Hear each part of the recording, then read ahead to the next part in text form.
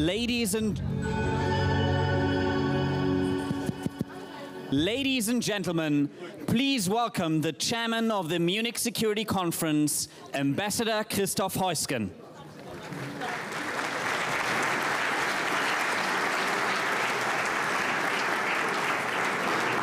Excellencies, ladies and gentlemen, dear friends, it's my honor and pleasure to open this year's Munich Security Conference. We celebrate our 60th anniversary.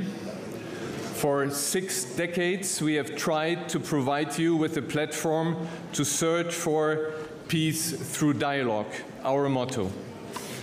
One of the most faithful guests of the Munich Security Conference for decades, Henry Kissinger, died, whose death we mourn today. We also mourn today Alexei Navalny. He died just a few minutes ago, a very special man. Our thoughts are today with his wife and his children, and Julia Navalny actually is in Munich, and she wanted to attend this conference and talk about a better Russia.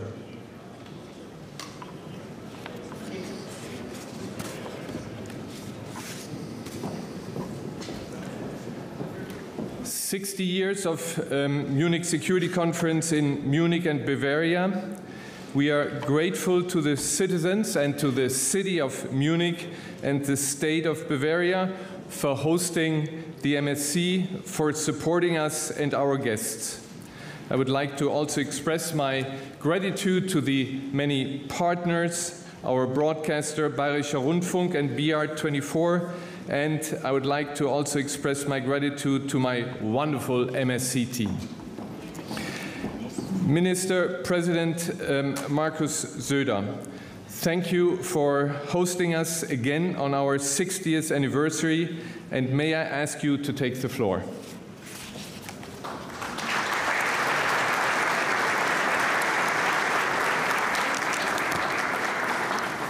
Lieber Herr Heusgen, lieber Ischinger, meine sehr verehrten Damen und Herren, welcome back in Bavaria. Wir freuen uns sehr, dass Sie wieder erneut zu uns gekommen sind, zu dieser international überragend wichtigen Konferenz. 60 Jahre MSC sind es jetzt. Begonnen als Wehrkundetagung. As a small conference on defense matters, and at the time the newspapers reported that the people of the Cold War meeting, and in between many people thought there are no more challenges we have to look at. We talked about new topics. Sometimes we even were looking for topics to be discussed at this conference. Well, we're back to the roots, we can say that. We are back to the main topic of freedom, security, and the ability to defend each other and defend ourselves. This is why it is so important to hold this security conference. It is not just a speed dating of international politics, but it is a commitment to our joint values. The transatlantic partnership is so important for us in Germany and Bavaria as well. So let us send out messages, important messages at this conference. First of all, we stand by Ukraine. This is a war of material that both sides are waging, and it would be a disgrace for the West and for us if this were to lead to Russia's victory, if in the end Russia won because of a shortage of material. This is why it is so important to help Ukraine so they can defend not just themselves, but all of us. Ladies and gentlemen, the second point is we stand by NATO. We are committed to NATO. It is a community of values, not just a military alliance. It is an alliance of shared values. So we should not just define it in terms of money. That is important too. But NATO is not a monetary alliance. NATO has a lot to offer, a lot of benefits also to the United States of America. We have the largest US training ground here in the Federal Republic of Germany. And by the way, Ukrainian soldiers were trained there too. It's just a good feeling to see that American soldiers are here with us. And last time when they came, I received them with a Bavarian breakfast of white sausages. That's the best we have to offer, ladies and gentlemen. And the third point is, and that's an appeal to us, to Germany, we need to be strong within NATO. The President of the United States knows that we need to achieve our objectives. It's not just about the 2% pledge. Franz Josef Strauß, who used to be a defense minister, he was a member of my party and he used to be minister-president of Bavaria, and he advocated 4%. At the end, there's no alternative to being able to defend yourself. This is a signal I'd like to have this security conference send out. I'm glad to have you all here. Thank you to Mr. Heusgen and his team for the preparation. I know that Berlin is beautiful, but Munich is more beautiful. So it's a good idea to come here, and it's good to be here. Let us send out this message, a message of diplomacy. We are on the good side of the force, and may the force be with us and live long and prosper in Bavaria. Thank you for coming.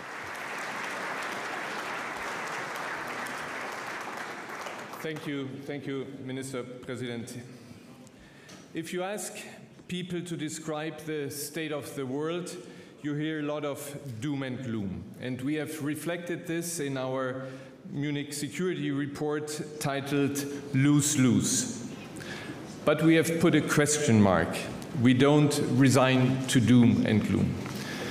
My wife and I received a New Year's card from one of MSC's most loyal guests, George Soros, which reads, "There is a silver lining somewhere, but we don't yet know where it is." So for this conference, we have asked all moderators to look in their discussions for a silver lining. Human suffering around the globe has risen to a degree my generation has probably not witnessed before. To name just a few places, the Horn of Africa, Sudan, Yemen, Haiti, Afghanistan, 1 million Rohingya remain stranded in Cox's Bazar. Russia continues its brutal assault on Ukrainians. Israelis have been hit by an inhumane terrorist attack. Around 25,000 Palestinians, most of them children and women, have lost their lives. We will try to look at all these conflicts during the next 3 days, and we will hopefully be able to identify silver linings. Many of these challenges are man-made, which means they can be changed by men and women. Let's take this anniversary conference as a chance to discuss and take steps forward. The foundation for a peaceful future can only be the rule of law and reconciliation instead of revenge. That is what has allowed my country to recover after World War II. That is what has made Western Europe enjoy its longest period of peace. And that is what global leaders wanted for the world when they established the United Nations, when they agreed on the UN Charter and the Universal Declaration of Human Rights. We will either survive thanks to the strength of the rule of law, or we will all be doomed under the rule of the strongest. The man who has dedicated his last 20 years to the preservation of our global order, of our planet, and of humanity is the Secretary General of the United Nations. Please welcome António Guterres.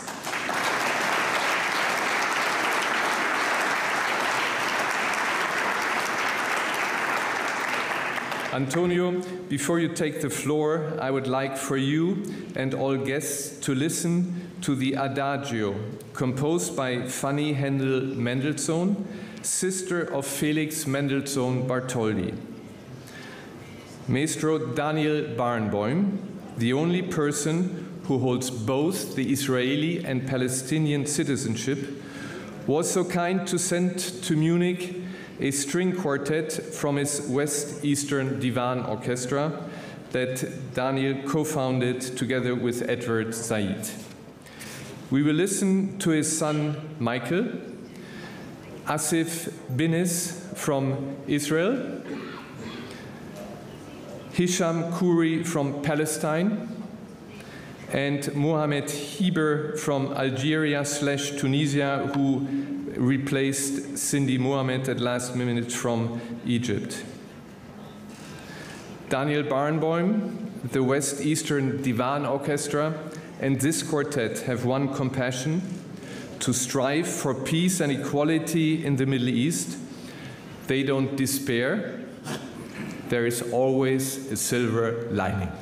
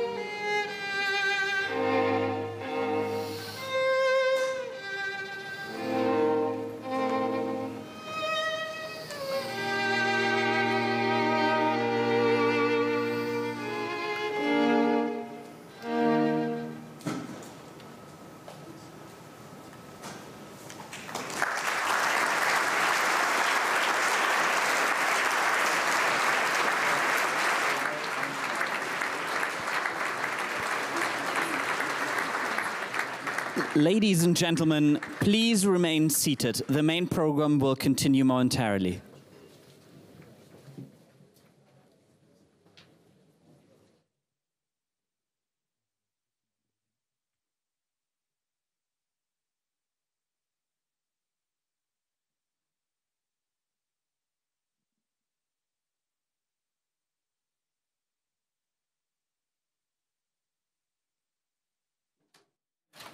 You're watching BR24 live, covering this year's Munich Security Conference. Those have been the opening and welcome remarks by the conference chairman, Christoph Heusgen, followed up now with a panel discussion, Growing the Pie, a global order that works for everyone, with a scene setting by António Guterres, Secretary General of the United Nations. Ladies and gentlemen, it is a pleasure to be here in Munich again. As the title of our discussion implies, today's global order is not working for everyone. In fact, I would go further and say it's not working for anyone. Our world is facing existential challenges, but the global community is more fragmented and divided than at any time during the past 75 years. Even the Cold War era was, in some ways, less dangerous. The threat of nuclear war was real and existential. That's why the United States and the Soviet Union agreed on arms reductions and controls and other mechanisms to prevent mutually assured destruction. Today, in our multipolar world, we still face the nuclear danger. And we are dealing with two more threats with existential dimensions: the climate crisis and the risks of uncontrolled artificial intelligence. And we have been unable to take effective steps to respond to any of these existential challenges. Multipolarity has created important opportunities for balance and justice, and for new leadership on the global stage. But the transition to multipolarity without strong global institutions can create chaos. When power relations are vague, the dangers of aggressive opportunism and miscalculation grow. And today we see countries doing whatever they like with no accountability. Impunity seems to be the name of the game. And so we must all be determined to reestablish the primacy of the rule of law. As the Munich Security Report makes clear, relative gains through competition between countries are being prioritized over absolute gains for all through cooperation. And crises are multiplying, linked to competition and impunity. A global order that works for everyone must address these gaps and provide solutions. Excellencies, if countries fulfill their obligations under the UN Charter and international law, every person on earth would live in peace and dignity. The problem is that many governments are ignoring these commitments. Millions of civilians are paying a terrible price, and record numbers have been forced to flee. Excellencies, ladies and gentlemen, nothing can justify the unconscionable terror attacks launched by Hamas on 7 October against Israel. And nothing can justify the collective punishment of the Palestinian people in Israel's military response. The situation in Gaza is an appalling indictment of the deadlock in global relations. The level of death and destruction is shocking in itself, and the war is also spilling over borders across the region and affecting global trade. The humanitarian aid operation is now on life support. It's barely functioning. Humanitarians are working under unimaginable conditions, including live fire, multiple physical obstacles and Israel restrictions, as well as the breakdown of public order. Rafah is at the core of the entire humanitarian aid operation. An all-out offensive on the city would be devastating for the 1.5 million Palestinian civilians there who are already on the edge of survival. I've repeatedly called for an immediate and unconditional release of all hostages and a humanitarian ceasefire. That is the only way to massively scale up aid delivery in Gaza. And this must be the foundation for concrete and irreversible steps towards a two-state solution based on international law and United Nations resolutions. Excellencies, the war triggered by Russian invasion of Ukraine in clear violation of the UN Charter has no place in Europe of the 21st century. 2 years in, the cost in human lives and suffering is appalling, and the impact on the global economy has been particularly devastating for developing countries. We desperately need a just and sustained peace for Ukraine, for Russia, and for the world. But a peace in line with UN Charter and international law, which establishes the obligation to respect the territorial integrity of sovereign states. And around the world, from the Sahel to Libya and Sudan, from the Great Lakes to the Horn of Africa, from Yemen to Myanmar, we need concerted efforts to strengthen regional organizations and for global powers to pressure the parties to the war to come to the peace table and pursue their goals through negotiations. The recent decision of the Security Council to support African Union-led peace-enforcing and counter-terrorism operations is an important step in the right direction. Excellencies, beyond this immediate crisis, we need to strengthen the global peace and security architecture to deal with today's threats and challenges.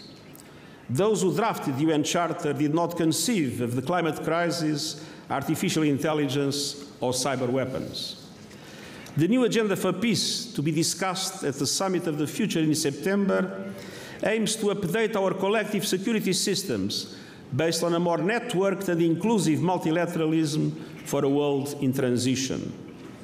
From reform of the UN Security Council, to a recommitment to eliminating nuclear weapons and the role of sustainable development and climate action in preventing conflict, the new agenda for peace seeks to update global commitments for the challenges of today and tomorrow. It includes measures to prevent the further fragmentation of global trade rules, supply chains, and more. And it calls for new norms and frameworks to regulate new technologies in the military domain. Excellencies, competition at the global level cannot obscure the divisions we see around us. Communities are driven by hate speech, discrimination, and deepening polarization. Truths and facts are being drained of all meaning in an age of deep fakes and disinformation. We are witnessing an intolerable explosion of anti-Semitism and other forms of religious and racial hatred. Divided societies are weak societies, where extremist narratives can take hold and tensions quickly escalate into violence, undermining democratic values. Tech companies should assume their responsibilities and stop profiting from the amplification of toxic content of all kinds. And we need a new emphasis on social cohesion and the security of every individual through a renewed social contract based on justice and inclusion and anchored in human rights. And this will be the focus of the World Social Summit we will host next year. Excellencies, now we come to the pie of the next discussion, the global economy. Everyone is fighting for a piece of that pie. But zero-sum mindsets mean everyone may get zero, increasing threats to security and prosperity for all. We need peace with justice. Today's global financial architecture, based on frameworks agreed nearly 80 years ago, is outdated, dysfunctional, and unfair. It has failed the world's poorest countries, still suffering the impacts of the COVID-19 pandemic and the war in Ukraine. They will owe more in debt service this year than their public spending on health, education, and infrastructure combined. And unfortunately, we still lack an effective debt relief mechanism. All this is a development emergency with deep implications for global security.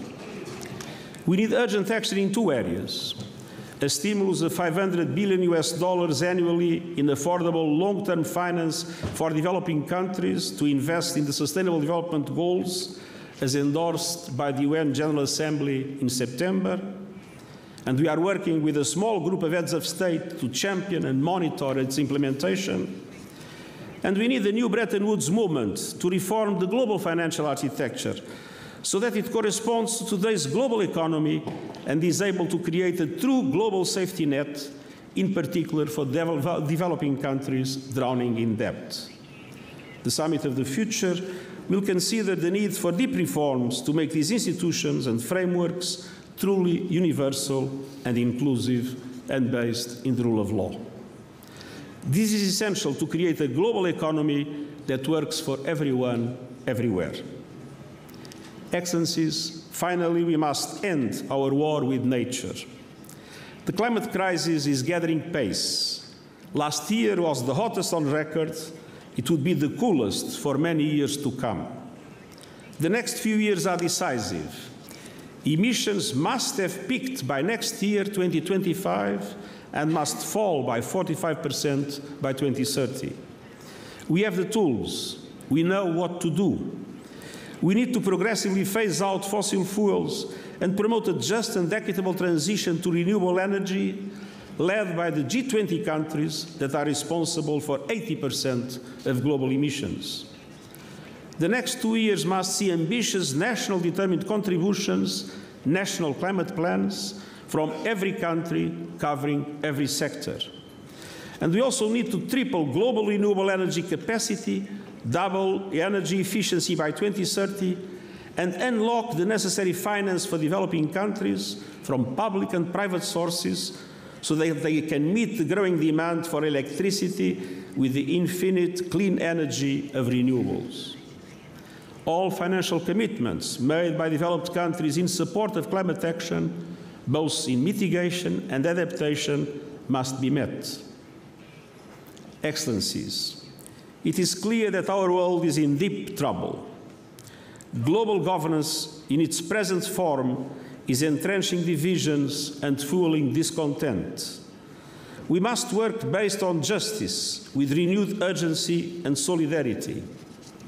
There is always an opportunity to create a more inclusive, comprehensive, and effective global order that works for everyone based on international law.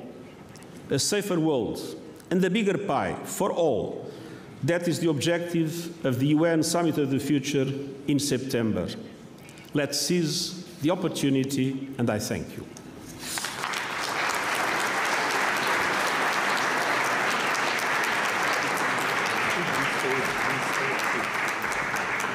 Thank you.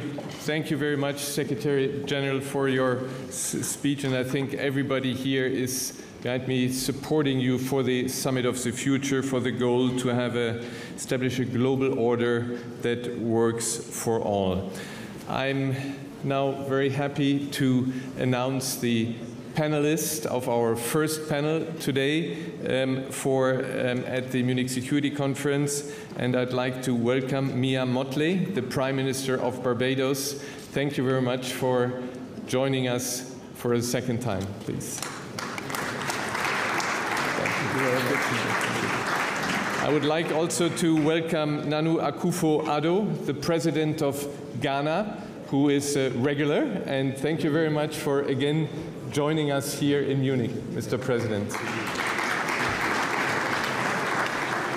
And then for the first time, also for the first time in the MSC history, we have President of Colombia, Mr. Gustavo Petro Urrego, who on very short notice decided to come here. Thank you.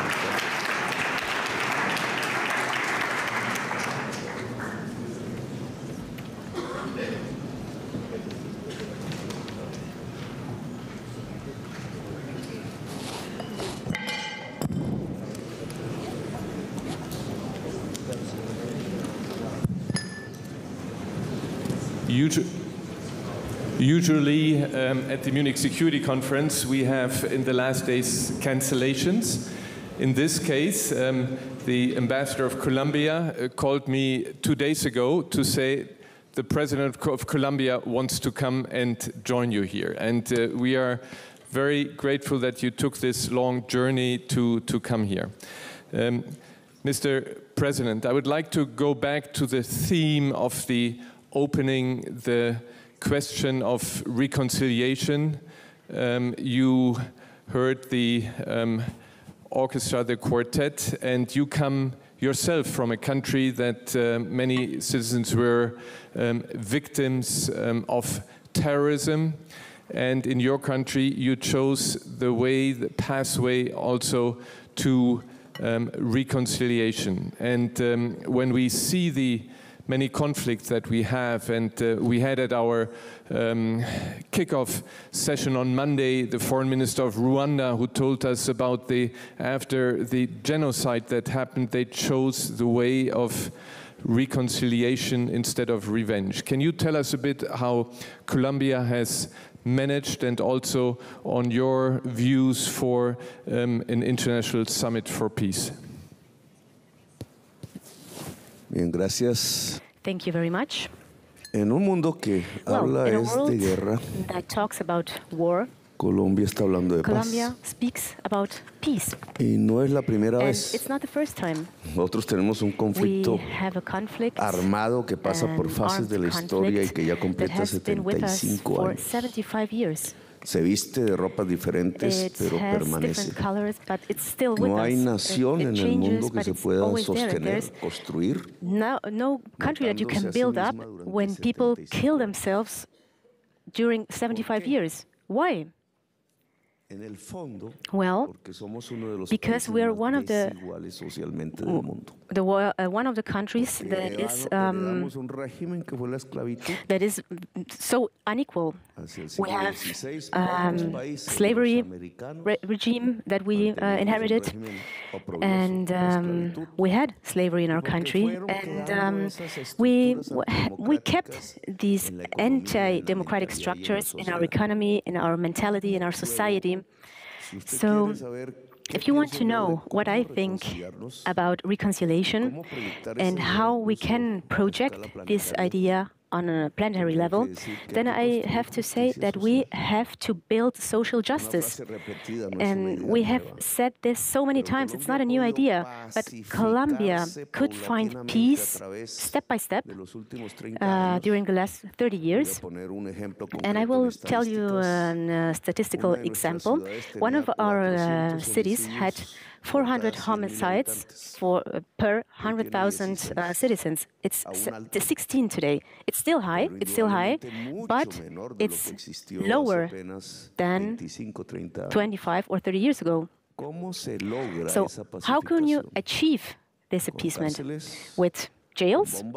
With bombs? Well, we have had bombs thrown on children in Colombia. Genocide? Well, in Colombia, there has been genocide. We have had a very strong violation of human rights in our society by people of our own society. So what is the one thing that has worked? Social justice. So we need to have less causes for economic inequality. We need to try that in a country that is so beautiful, so diverse as Colombia, the own society, the own human diversity can exist in dignity. So this fight between one vision and another vision, between a bomb thrown on children or jail, or maybe it's a construction of a justice pact in a country. So we have had different political opinions since we had started our constitution in '91. So statistically seen, we have not achieved to have less violence, but we have built social justice. Thank you very much for this social justice. Mia Motley, thank you very much for joining us here again. You are one of the greatest advocates for reforming global governance, especially in the area of climate finance, a theme that the Secretary General also included in his speech. The Munich Security Conference has selected you this year as one of the 2 recipients of its Ewald von Kleist Award. Thank you for joining us. Can you dwell a bit on what the Secretary General already touched upon, and that is, how do we fix the international financial institutions that they tackle the most challenging, most urgent challenges like climate change? And how do we make sure that they really benefit the countries that are most affected, even the smallest one? Thank you very much, and thank you very much for the award this year. I take it not for myself, but really as an example of those of us who have tried to create a voice where none has existed. And that's exactly what is needed in the multilateral system, to be able to allow for voices to be heard and people to be seen. I think that the Secretary General's comments have been continuous, forthright. So you ask yourself, how is it not happening? Well, geopolitics, domestic politics, and a failure simply to act. There is no more knowledge that is needed to be able to allow decisions to be made. And the question is, therefore, why aren't we getting the decisions taken that will make the difference to people's lives, that will make the difference to us being able to save the planet? And some of it is not even always with malice, but some of it is just benign. Take the European Union deforestation regulations. I don't think that anyone, when those regulations were settled, intended to be able to harm anyone. But the reality is that because of the complex nature of bureaucracy that is involved in it, and the links to smartphones, etc., you're effectively ruling out millions of people in Africa from being able to participate legitimately in the sale of their produce. And that this therefore means that the business that would have been occasioned for them as a result of large multinational corporations will go elsewhere. Now, the Chancellor of this country stood out last year when he indicated very boldly that we have to change the economic construct that saw the extraction of commodities without value from particularly the global south. But it can't be the voice of one or two in speeches or conferences such as this. And what the global system misses is an effective mechanism for decision making. You talk about climate finance, but it's not just climate finance. I've said over and over, it's a whole range of global public goods. Because take, for example, with respect to the European Union deforestation regulation, it's intended to be able to help save the planet. But you can't work good for the planet and do bad for the people. Because at the end of the day, if the people can't live, and the people can't have peace, and the people can't have prosperity, then you have a barren planet. So that I think that something is fundamentally wrong with a system that does not provide for an occasion. The UN definitely gives us the opportunity to talk, but we have to find an executive framework that allows decisions to be taken in a more timely manner. And why? The Secretary General pointed out this afternoon, the climate crisis is not waiting on us, even as we solve the problems of Palestine and Israel, of Haiti, of Africa, with respect to the disruptions in sub-Saharan Africa within the last few years. Equally, unbridled and unregulated artificial intelligence is not waiting for somebody to stop it from going, and it's continuing to literally inform how businesses do business and products that they develop.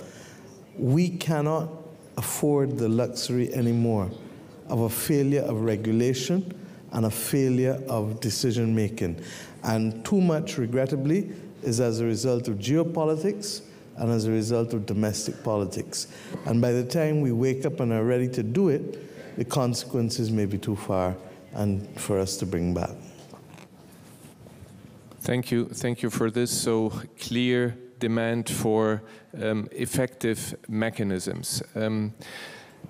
President Akufo-Addo, we are very grateful that again you come here to the Munich Security Conference, despite the fact that actually you should be on your way to Addis Ababa to the summit of the African Union, and we really appreciate your being here.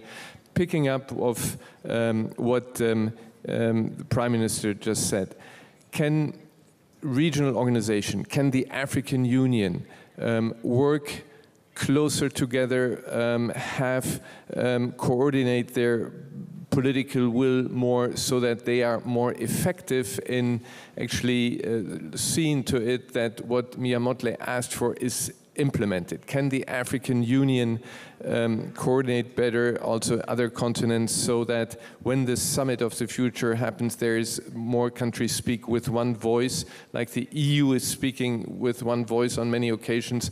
Can you also do that and therefore make a difference and make the summit in the summer of a success? So, Dr. Heusgen, thank you very much once again for inviting me. This is the second time, and I appreciate it very much.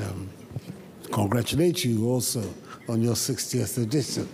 60 is a big number, and it's good that you're here. I think that the African Union, I mean, the context of your question, the African Union does speak on one voice on many, many critical matters. But the African Union is representing states that are amongst some of the weakest and the poorest in the world. And their capacity to change the context of the world is relatively limited. Many of the things that have to be done cannot be done by the African Union. It can be done by the African Union in concert with others if others also share the same perspectives. And I believe that that is the biggest issue confronting all of us. To what extent is there a certain universality in the sharing of values and the sharing of solutions? Growing the pie. Growing the pie is in itself not sufficient to deal with the problems that the world has. Growing the pie and seeing to it that there's a more equitable distribution of the pie is a critical factor in being able to ensure that the 21st century is in fact a century where there will be what we're not seeing in this first part of the 20th century, of the 21st century, peace and order in the globe. That is going to be made possible when the sharing of, not just the growing of the pie, but the sharing of the pie is taking place on a more equitable basis. And I think that that is at the heart of the discussions that all of us should have, because a situation whereby the so-called global South, where Africa features, is always at the wrong end of the stick in terms of its takeout of global assets, cannot be a way forward for an orderly state of humanity. It cannot work. It's not possible for us to maintain the paradigm where one part of the world is privileged and comfortable, and the other part of the world is suffering and is under constant threat of starvation, malnutrition, and the rest. We have to have a paradigm that recognizes that for there to be peace and order in our world, we also have to have a certain mental revolution that has to take place, especially amongst the rich people of the world. Has it to be that in order for one part of the world to prosper, the other part of the world has to be impoverished or poor? Is that a necessary equation for the 21st century? I don't believe it is. I believe it is possible for us, especially when you look at the huge advances that we're making in technology across all areas of the world, whether in health, in agriculture, in the manner in which financial instruments work, that it should be possible for us to construct a world on a better principle than what we have had up till today. We can grow the pie, critical, but we can also look at how that pie can be shared on a more equitable basis. And I believe if the focus amongst all of us is there, we can then create the institutions at the global level that will make it possible. As it is today, global financial institutions, global governance institutions are all working in a way to preserve the structure of the world as it is today.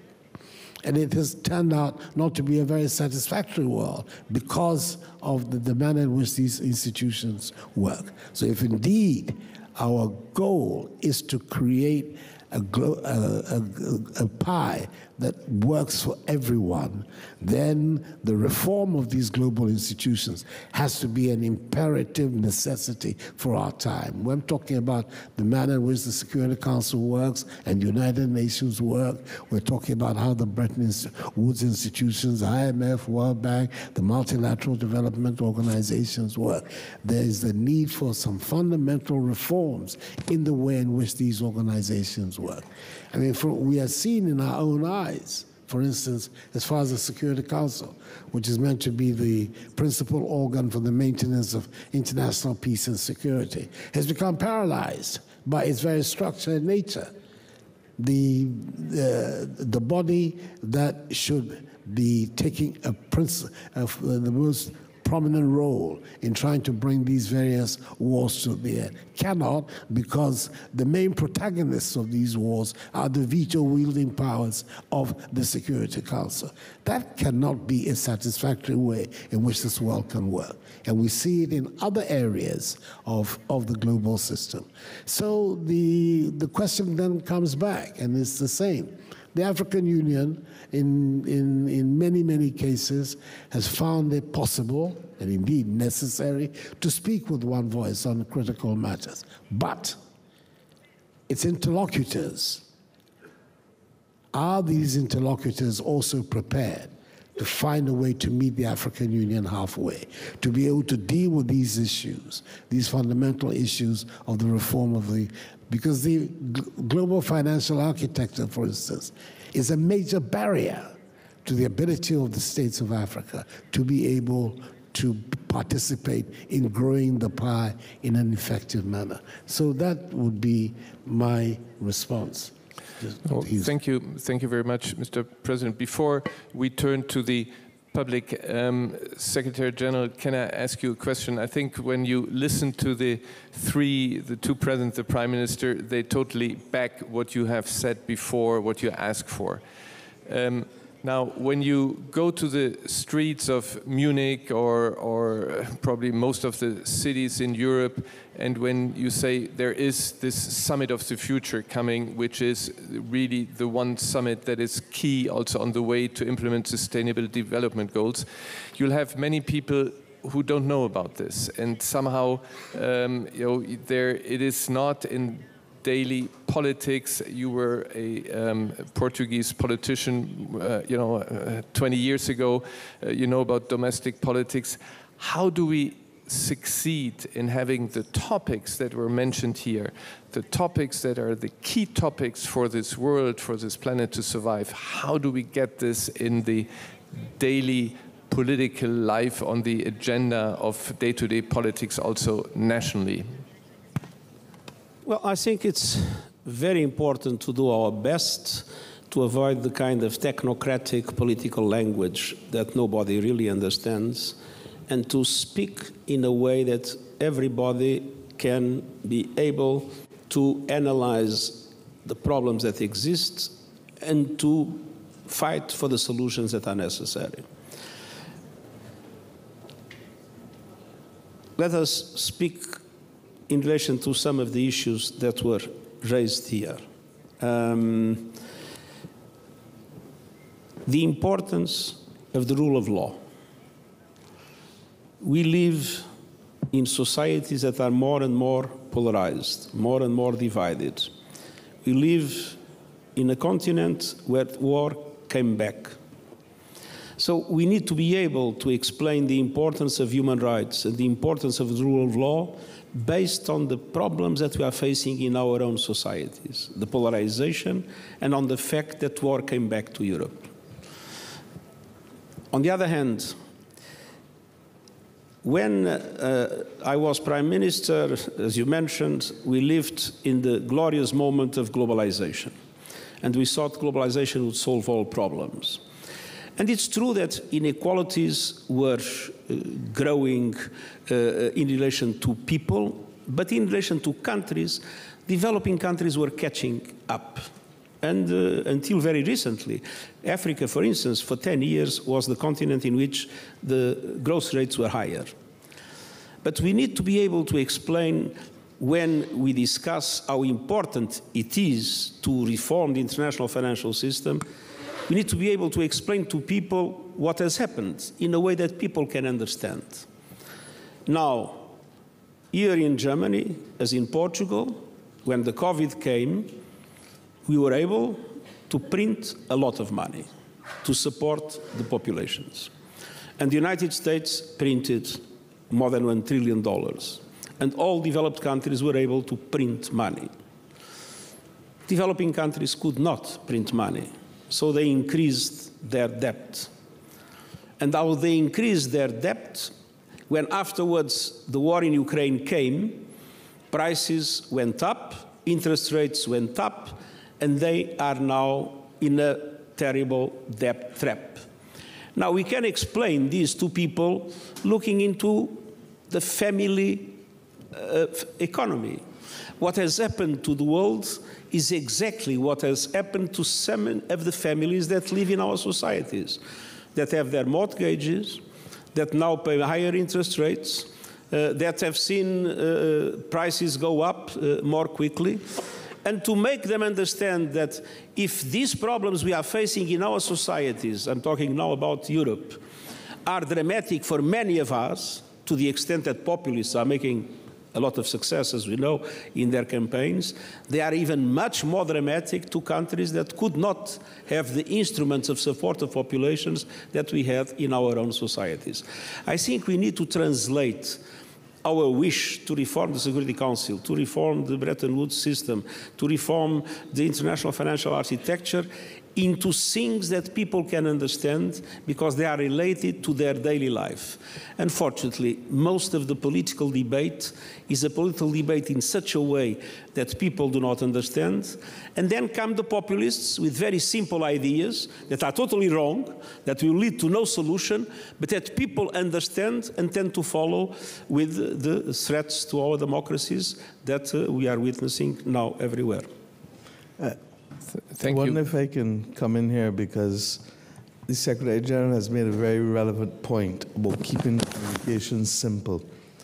For the longest time, we have been arguing through the Bridgetown Initiative and others that let's take debt. We just heard about the explosion of the problem of debt around developing countries like a millstone because of the pandemic, because of the increased prices coming after the Ukraine war. But yet, the international financial institutions will want you to go on a debt trajectory that says that your debt sustainability should be anchored 60% debt to GDP. Well, in truth and in fact, every country in Europe is now, I think, on or about 90%. And the only reason you probably haven't changed it is because of the difficulty in how you change a treaty. What this means is that countries like ours are kept on a trajectory that does not allow us to make the investments that are necessary to boost education, to boost healthcare, to reduce the chances of social implosion and the lack of security that will take more than a generation to recover from. And yet what it requires is just simply people speaking and agreeing to new metrics at the level of the international financial institutions. Let's take insurance. The biggest problem that the world is not looking at, in my view, with respect to the climate crisis, is how the climate crisis is going to make the microeconomy effectively dysfunctional, and how it's going to be difficult for homeowners to be able to get insurance in certain districts in the world. Insurance was meant to manage risk. But when risk now becomes certain, what's happening in California with wildfires, what's happening in Florida and Virginia Beach is only a microcosm of what will happen in the Caribbean. But at least in the States, in the United States of America, they can move to a different state. Tell me where in the Caribbean they're going to move to as a sovereign country. When Montserrat, with the volcanic eruptions, effectively had to take people out, people had to go to the UK, and when they went to the UK, they did not even have equal rights and status as people who were born in Britain. So this world has to confront the fact that the climate crisis is going to make certain regions uninvestable, and if they become uninsurable, they're going to become uninvestable. And therefore, we're going to start to be able to see climate migration and more insecurity in a way that we have not bargained for, and especially in neighborhoods that are frightened for migration. Thank you for this. I'm getting sign that Dr. Houston, if I may we are running out of time. Can I ask the two presidents for a 1-minute statement on that? And sorry, but President Pedro asked for the floor before. 1 minute, and then President Ghana, 1 minute, please. Yo pienso que crisis. Well, I think that a state of crisis gives you the feeling that there is something falling down. So a paradigm has come to its end, and it depends on us how we move forward or don't move forward. A paradigm is that the way that we have governed the last 40 years, that the market would lead us to wealth. But the reality today is that it has not been that way. We are close to extinction. So it's the contrary. This feeling of extinction, that the idea of progress has ended, can lead us to barbary, like in 1933, where we have seen an indirect genocide and we cannot do anything, or maybe we're part of it. So it's a start. It's not a solution, it's a start. And all of our countries in the south can start with it. So people are leaving our countries because there is no water.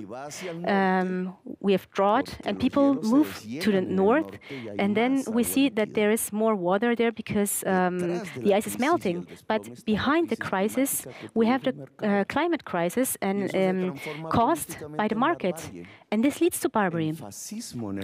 It leads to fascism. It leads to destruction of the democratic values for all the humanity.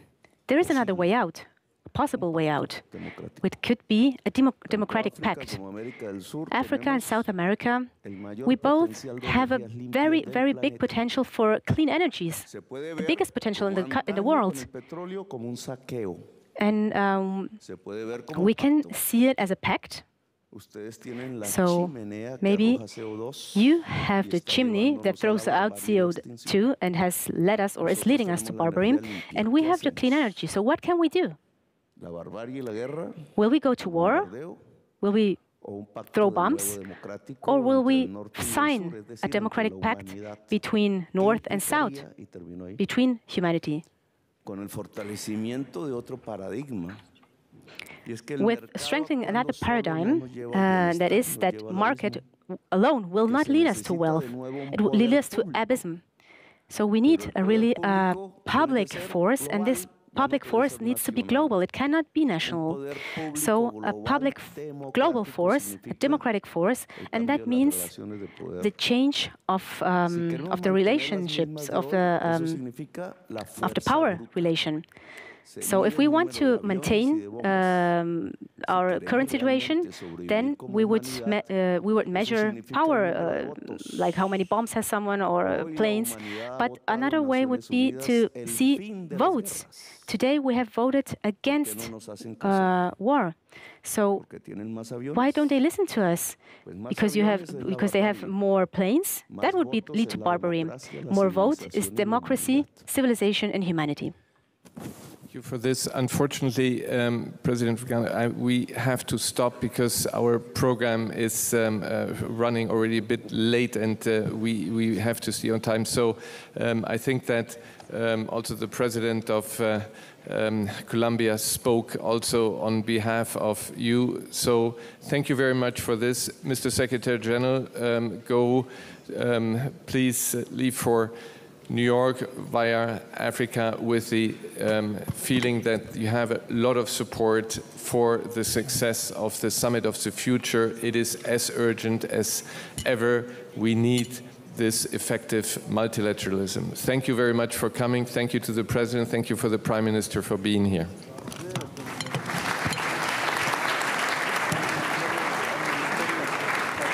Ladies and gentlemen, please remain seated. The main program will continue momentarily. Ladies and gentlemen, please remain seated. This is BR24 live on the Munich Security Conference 2024. And now we are waiting for what's coming up next, a conversation titled "The US in the World" with Kamala Harris, Vice President of the United States of America. So just stay with us and it will begin in just an instant.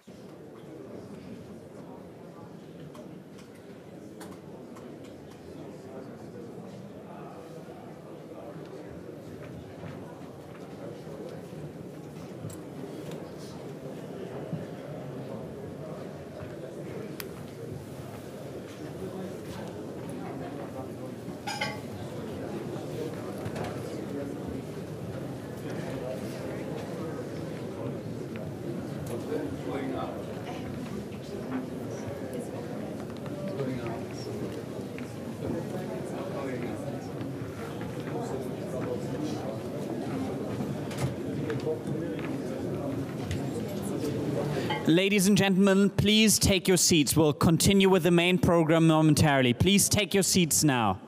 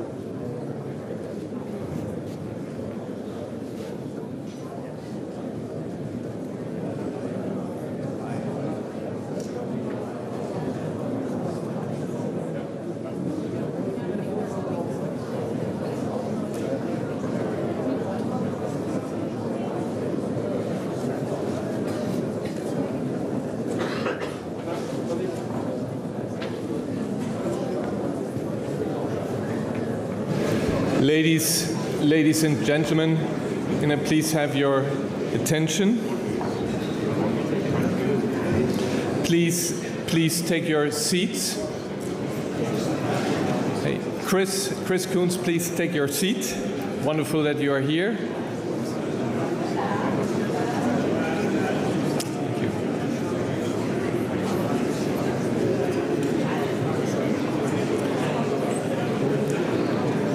Please take your seats.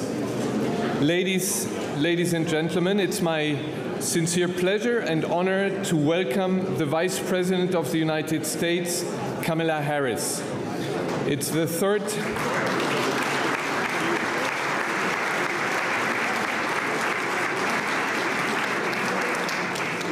It's the third consecutive year at the MSC. It's the second Vice President of the United States to attend the MSC 3 times after Joe Biden. And it's a sign of this administration's strong commitment to transatlantic partnership and of MSC's transatlantic rules. Also, I have an impressive US congressional delegation here from both sides of the aisle. Madam Vice President, you have the floor.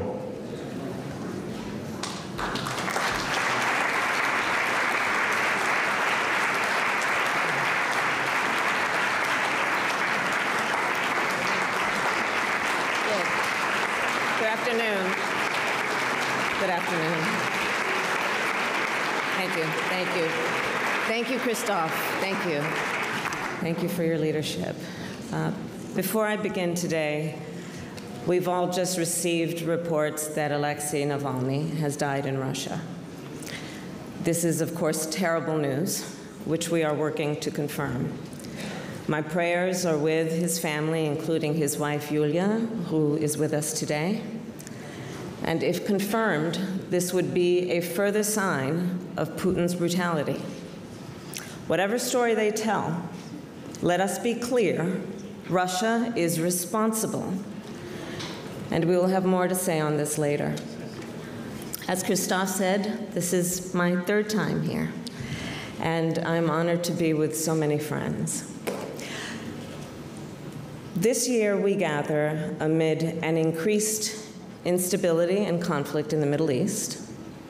We gather amid Russia's ongoing aggression in Ukraine, China's efforts to reshape the international order, transformative technological change, and of course, the existential threat of the climate crisis. In this context, I know that there are questions here in Europe and around the world about the future of America's role of global leadership. These are questions the American people must also ask ourselves. Whether it is in America's interest to continue to engage with the world or to turn inward. Whether it is in our interest to defend long-standing rules and norms that have provided for unprecedented peace and prosperity, or to allow them to be trampled. Whether it is in America's interest to fight for democracy, or to accept the rise of dictators. And whether it is in America's interest to continue to work in lockstep with our allies and partners, or go it alone. Today, I will explain how President Biden and I answer these questions, with full knowledge that how America responds will affect the American people, the people of Europe, and people around the world. I believe it is in the fundamental interest of the American people for the United States to fulfill our long-standing role of global leadership. As President Biden and I have made clear over the past 3 years, we are committed to pursue global engagement, to uphold international rules and norms, to defend democratic values at home and abroad, and to work with our allies and partners in pursuit of shared goals. As I travel throughout my country and the world, it is clear to me, this approach makes America strong, and it keeps Americans safe. However, there are some in the United States who disagree. They suggest it is in the best interest of the American people to isolate ourselves from the world, to flout common understandings among nations, to embrace dictators and adopt their repressive tactics and abandon commitments to our allies in favor of unilateral action. Let me be clear. That worldview is dangerous, destabilizing, and indeed short-sighted. That view would weaken America and would undermine global stability and undermine global prosperity. President Biden and I therefore reject that view. And please do understand, our approach is not based on the virtues of charity. We pursue our approach because it is in our strategic interest.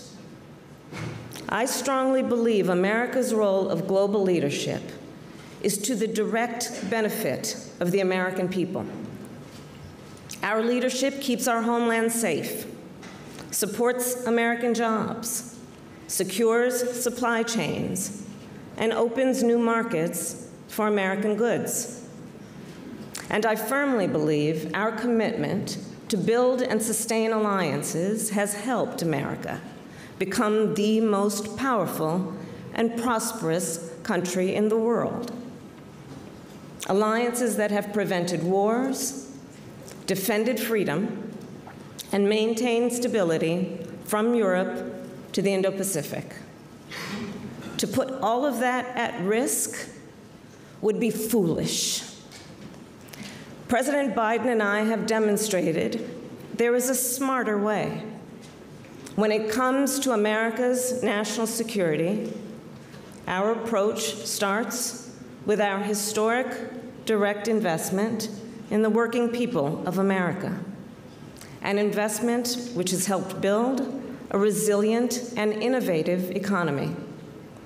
We are clear, we cannot be strong abroad if we are not strong at home. We have made a once-in-a-generation investment to rebuild our roads and bridges and ports and highways, with more than 40,000 infrastructure projects across all of our 50 states. We're bringing semiconductor manufacturing back to America, which will secure our supply chains and enable the future of technology.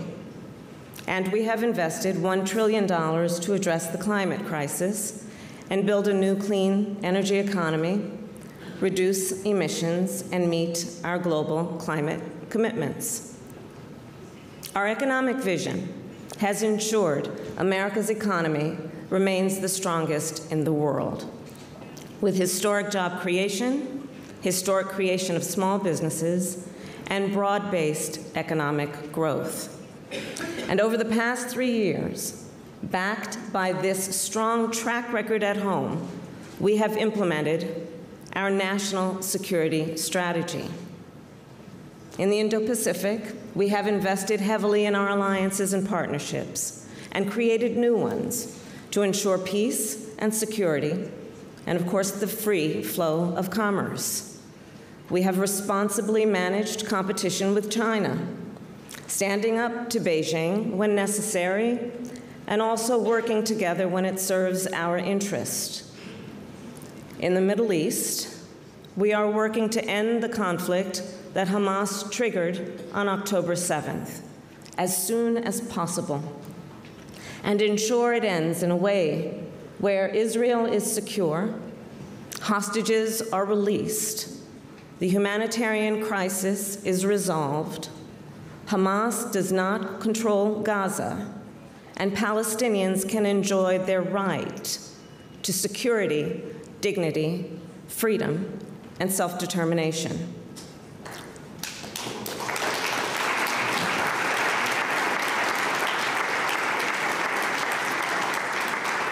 This work, while we also work to counter aggression from Iran and its proxies, prevent regional escalation, and promote regional integration. In addition, we have strengthened our partnerships on the continent of Africa, understanding that the innovation happening on the continent will shape the future of our world. We have also worked with partners in the Caribbean and throughout Latin America to increase private sector investment, address the climate crisis, and address the root causes of migration. And the Biden-Harris administration has led the world to respond to the climate crisis and ensure AI is developed in service of the public interest.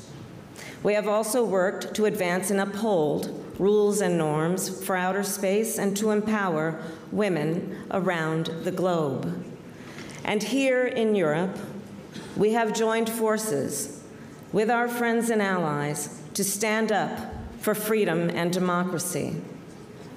Christoph, I reflect on 2 years ago when I first stood on this stage on the eve of Russia's invasion of Ukraine. Many of us will recall that time when many thought Kyiv would fall within days.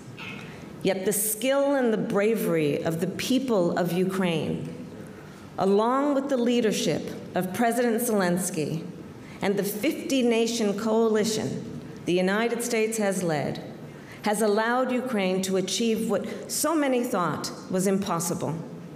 Today, Kyiv stands free and strong.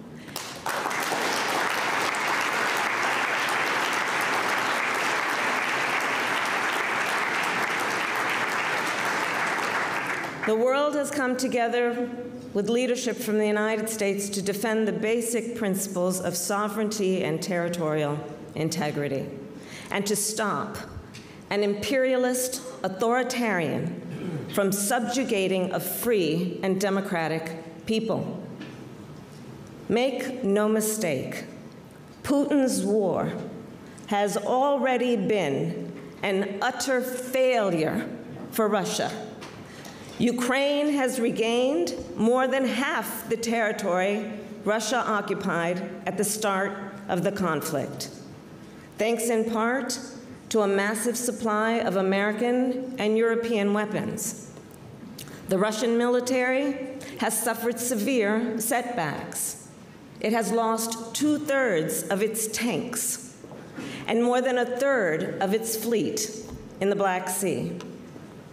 Because of Putin's aggression and recklessness, Russia has also suffered over 300,000 casualties.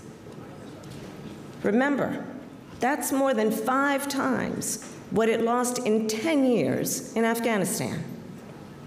And now it forces conscripts onto the front lines with as little as 2 weeks of training. We have also imposed economic costs on Russia for its aggression.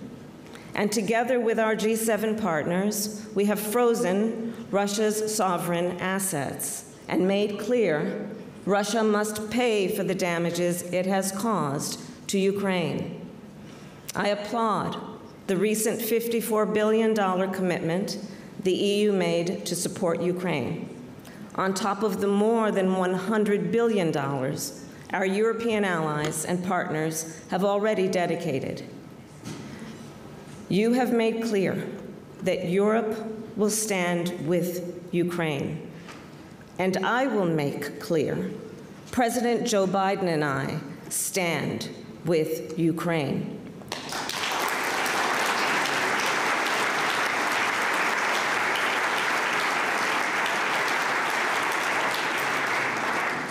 In partnership with supportive bipartisan majorities in both houses of the United States Congress, we will work to secure critical weapons and resources that Ukraine so badly needs. And let me be clear, the failure to do so would be a gift to Vladimir Putin.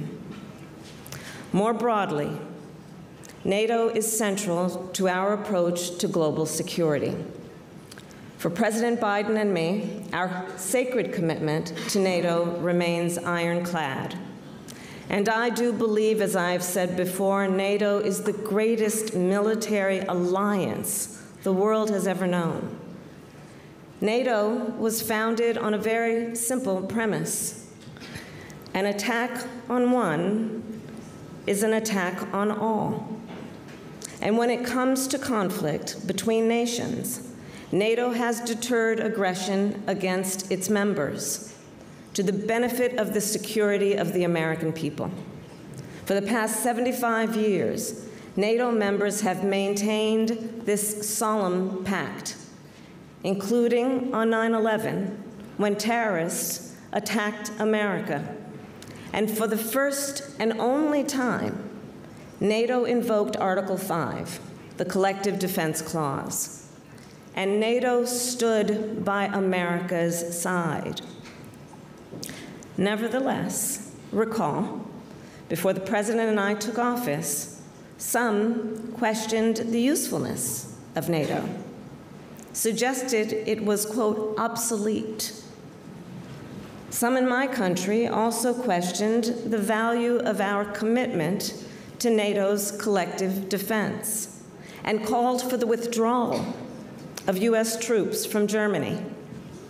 Now, thanks to the leadership of the United States, NATO is stronger, larger, more unified, and more effective than ever before. We have reinforced NATO's eastern flank with more weapons and forces, including air defense and fighter coverage, a sustained presence of Army brigades, and a permanent U.S. Army headquarters in Poland. And of course, Europeans are also stepping up. Since President Biden and I took office, the number of NATO members that have met the goal of spending 2% of GDP has doubled. NATO has also added one new member, and we're on track to add another. And we look forward to welcoming both Finland and Sweden to Washington for NATO's 75th anniversary summit this summer.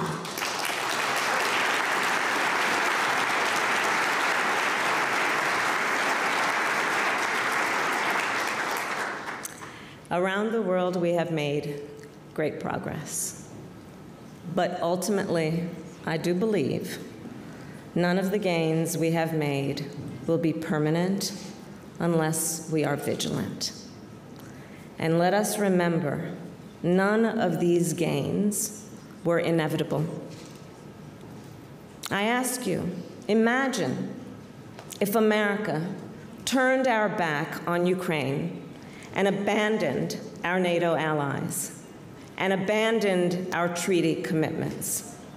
Imagine if we went easy on Putin, let alone encouraged him.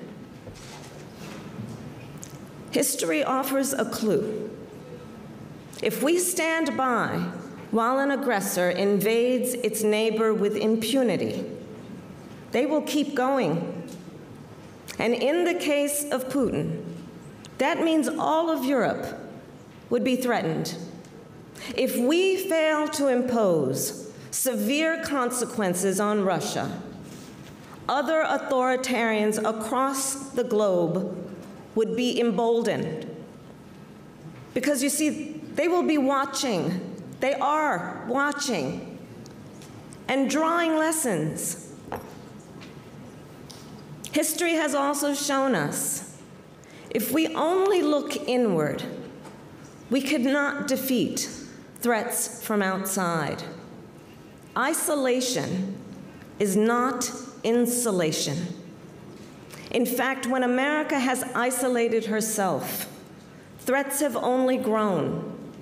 I need not remind the people of Europe of a dark history when the forces of tyranny and fascism were on the march.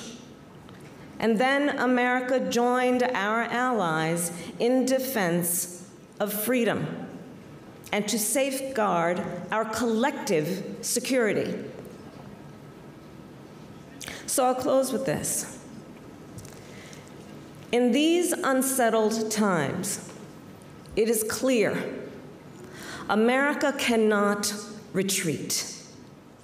America must stand strong for democracy. We must stand in defense of international rules and norms. And we must stand with our allies. That is what represents the ideals of America. And the American people know that is what makes us strong. And make no mistake, the American people will meet this moment. And America will continue to lead. I thank you very much.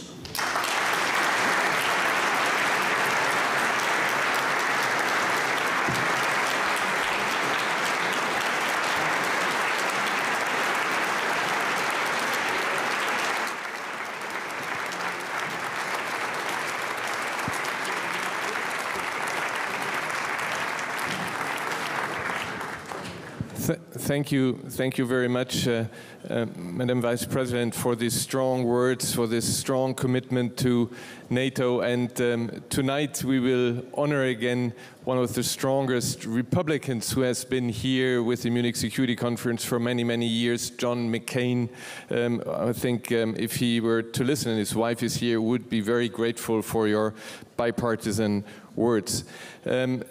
We are running late, so I have to, I cannot go into a long discussion, but I want to pick up on the one issue besides Ukraine, which you have covered very long, on the Israel-Palestine issue. From your perspective, you touched briefly on that. What is the long-term vision for the Israelis and Palestinians, and how will they live with each other? Will it be possible, what we mentioned earlier, also with respect to Rwanda, where there was a genocide, is it possible to come, instead of revenge, to reconciliation? How do we get from here to there? How do we get to where what you said about two-state solution, living side by side? Is it actually achievable? The short answer is yes, I do believe it is, but we must then put the discussion in context, starting with October 7th. On October 7th, Hamas committed a terrorist act that was about slaughtering over 1,200 Israelis, innocent people, many of them young people who were attending a concert. Women were horribly tortured and raped, rape being used as a tool of war. And it is important that we remember what that was. And I will say, understand that Israel then had a right to defend itself. We would. We would. And how it does so matters. We have also been clear that far too many innocent Palestinians have been killed, that Israel must do better to protect innocent civilians. We have seen what has been happening in terms of the images that we see on a daily basis of the human suffering and the need for humanitarian aid. And the President and our administration and I have been very adamant about getting that humanitarian aid in. We look at the circumstances of what's happening. There are tunnels under hospitals, and what that means in terms of this conflict and how it is implemented. But ultimately, Christoph, to your point, to get to the day after, hostages need to be released. We must understand the importance of the principles that should be applied to the day after, including no reoccupation of Gaza, no change of its geographic territory, no return of terrorism by Hamas, and ultimately apply certain principles to how the day after will look, including the importance of security for Gaza and the region, both interim and permanent, what must be done in terms of governance for Gaza, and then rebuilding Gaza. We've been very clear that we believe that the PA should be the authority on that with reform, but that should take place. There cannot be, in my opinion, peace and security for that region, for the people of Israel, or the Palestinians and the people of Gaza, without a two-state solution.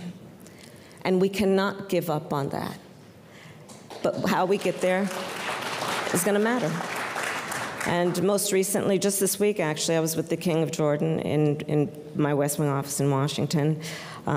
Previously, at the end of last year, I was with a number of Arab leaders in Dubai. And the work that will happen among nations to help with these ultimate goals will be critically important. Critically important. Thank you very much. Last question. After Munich last year, you remember we discussed about the Global South and how important it is. You actually traveled to Ghana, and we just had the president here, to Tanzania and Zambia. What was your impression? There seems to be a growing transactional mindset. How do we react to this? How can the US and Europe win them over? Well, I'm going to challenge the premise of your question. On behalf of the United States, I will tell you that I believe that we must think differently about the relationship between the United States and the continent of Africa. And I'm frankly very excited about what is happening on the continent, my trip being further reinforcement of that point. We look at the future of the continent and how it will affect the future of the world. It is indisputable. There will be a direct impact. The median age on the continent of Africa is 19. By 2050, it is estimated that 1 in 4 people occupying place on Mother Earth will be on the continent of Africa. So when we think of it in terms of the future, we must see the innovation that is currently happening there and partner with African leaders and nations and change the way we are thinking in a way that it is not about aid, but about partnership.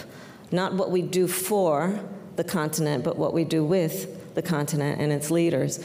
When I was there, I was at Ghana, for example, meeting with a number of business leaders in the clean energy economy, Afrobeats and what culture of Africa is doing to impact the world in terms of how it thinks about the arts is profound. So the future has to be about partnership and investment. To your point about the transactional issue, certainly when I was there, the press asked me almost every day, are you here because of China? And my answer was no. We are here because of the people on the continent of Africa and what the partnership will mean. And let's not forget ever the interconnected history between the United States and Africa and what that means in terms of how we should think about the relationship and how we should think about our commitment to the African nations. Thank you very much for this. We have to move on to our next session, but we have a change in program, and I would like you to stay seated for our next speaker, who will be a bit of a surprise. So thank you very much, Vice President.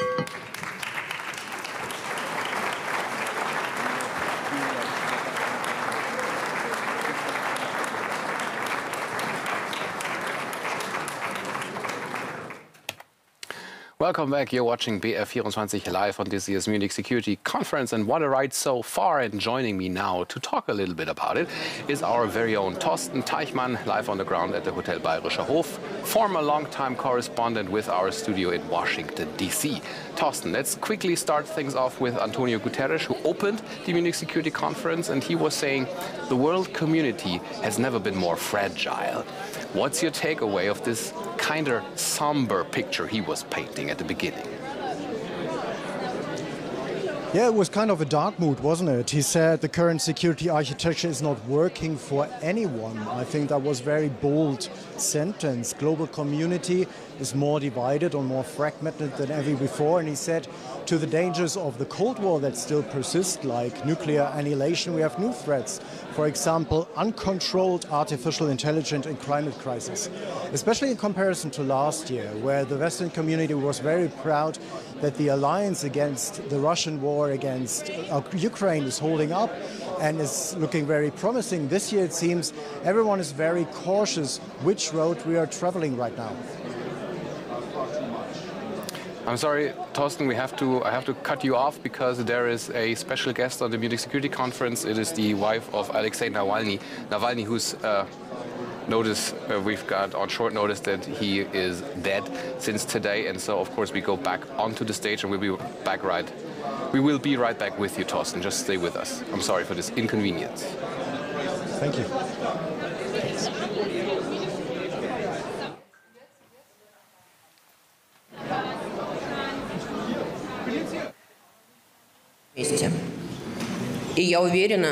Alexei done in my place, and I'm sure that he would have been standing here on this stage.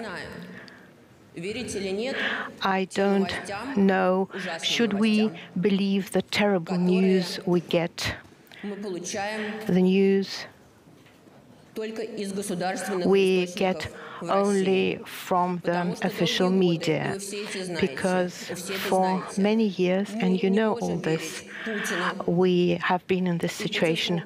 We cannot believe Putin and his government. They are lying constantly. But if it is the truth, I would like Putin and all his staff, everybody around him, his government, his friends, I want them know that they will be punished for what they have done with our country, with my family and with my husband. They will be brought to justice, and this day will come soon. And I would like to call upon all the international community, all the people in the world. We should come together and we should fight against this evil. We should fight this horrific regime in Russia today.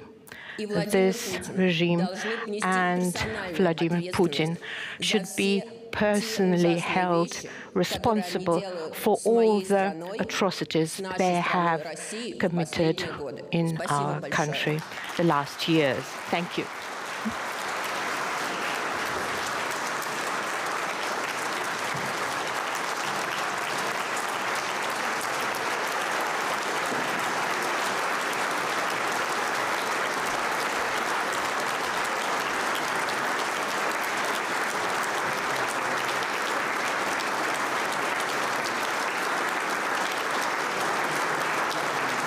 Back here with our very own Thorsten Teichmann. This was, of course, a surprise to all of us. As Chairman Christoph Heusgen was saying, it was the wife of Alexei Navalny who was reported dead earlier this day. And so, of course, this is a change in program that we wanted also to show you.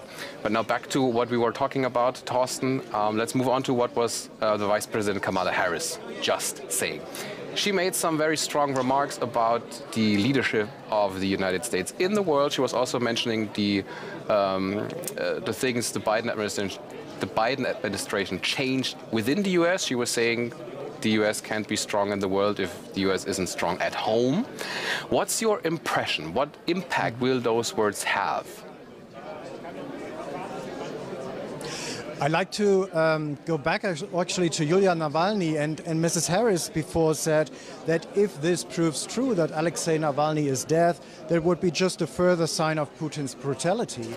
And the problem that we can't independently confirm right now what is happening in Russia is part of the problem. It's showing us what kind of difficult situation we worldwide are in and what the crises are doing to us. And Mrs. Harris was really, as you said, putting the strength on that American leadership is of the benefit of the American people. And I would say the American position might be different. The supporters of the Biden-Harris administrations might say, yeah, this administration is a good partner for Europe, and that's what we want to do. The American foreign policy has to be involved in solution of world crisis. The other part of the country might say, well, let's see how much longer Harris and Biden are around. We have elections in autumn. And here for the room, I think for some it might be an assurance that she used really clear words. For others also, it's the question, is the alliance against Russia and the war in Ukraine, is the alliance for solving problems like in Palestine and Israel, is the alliance big enough? Where's China? Where's India? This will be also further discussion today and tomorrow on Sunday here on the Munich Security Conference. Yeah, well, because this year is the general election in the United States. Who's going to be the next president? Is it still going to be Joe Biden, or will it be Donald Trump once more? And with Trump's incendiary NATO remarks earlier this week, where he was saying Russia should do, quote, do whatever the hell they want, unquote, to any NATO country that doesn't pay enough, what is really at stake this year? I think you can take it away from Trump. Everything is always at stake.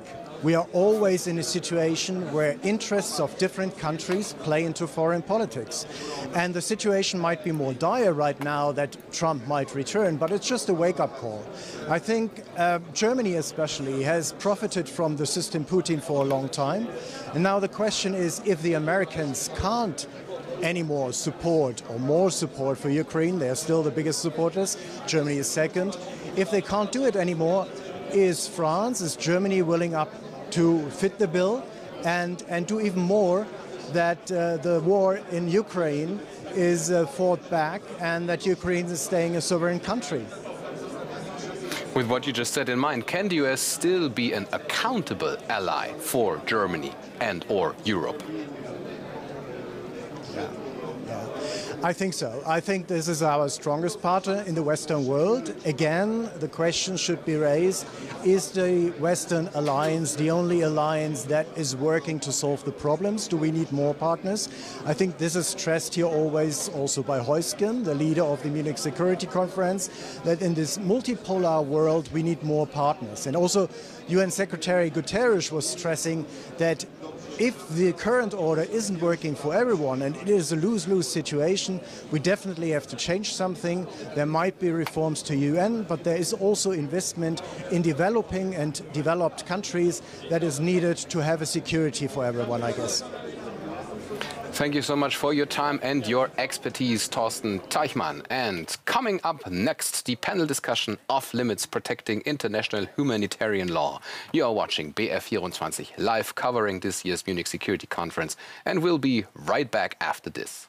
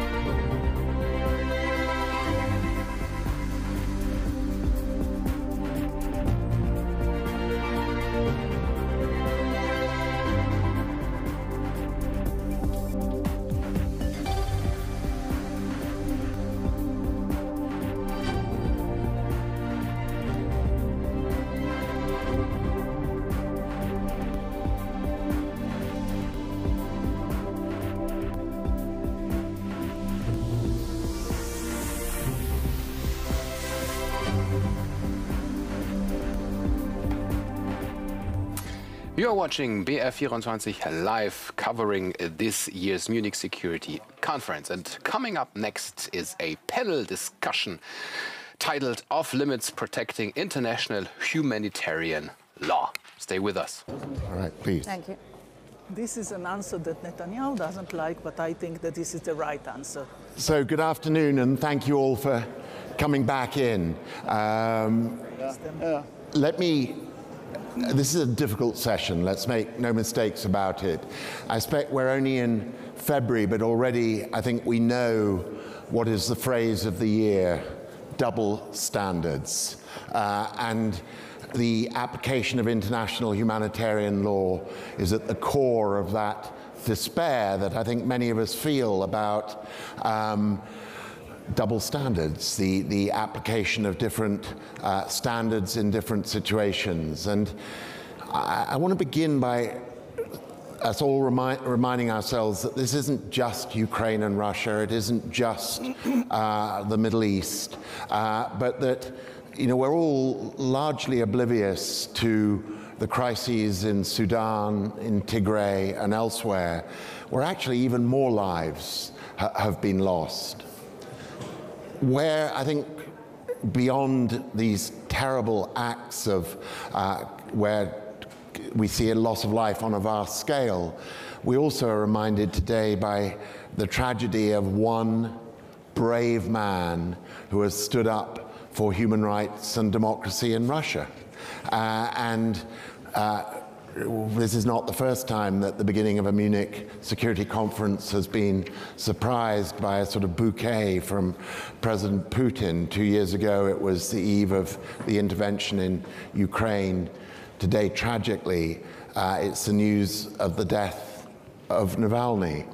And so these issues of impunity and double standards, I think, are at the heart of how we build back the legitimacy of an international order, which is seen as fair and just and even-handed. And I can't imagine a better panel to help us on that.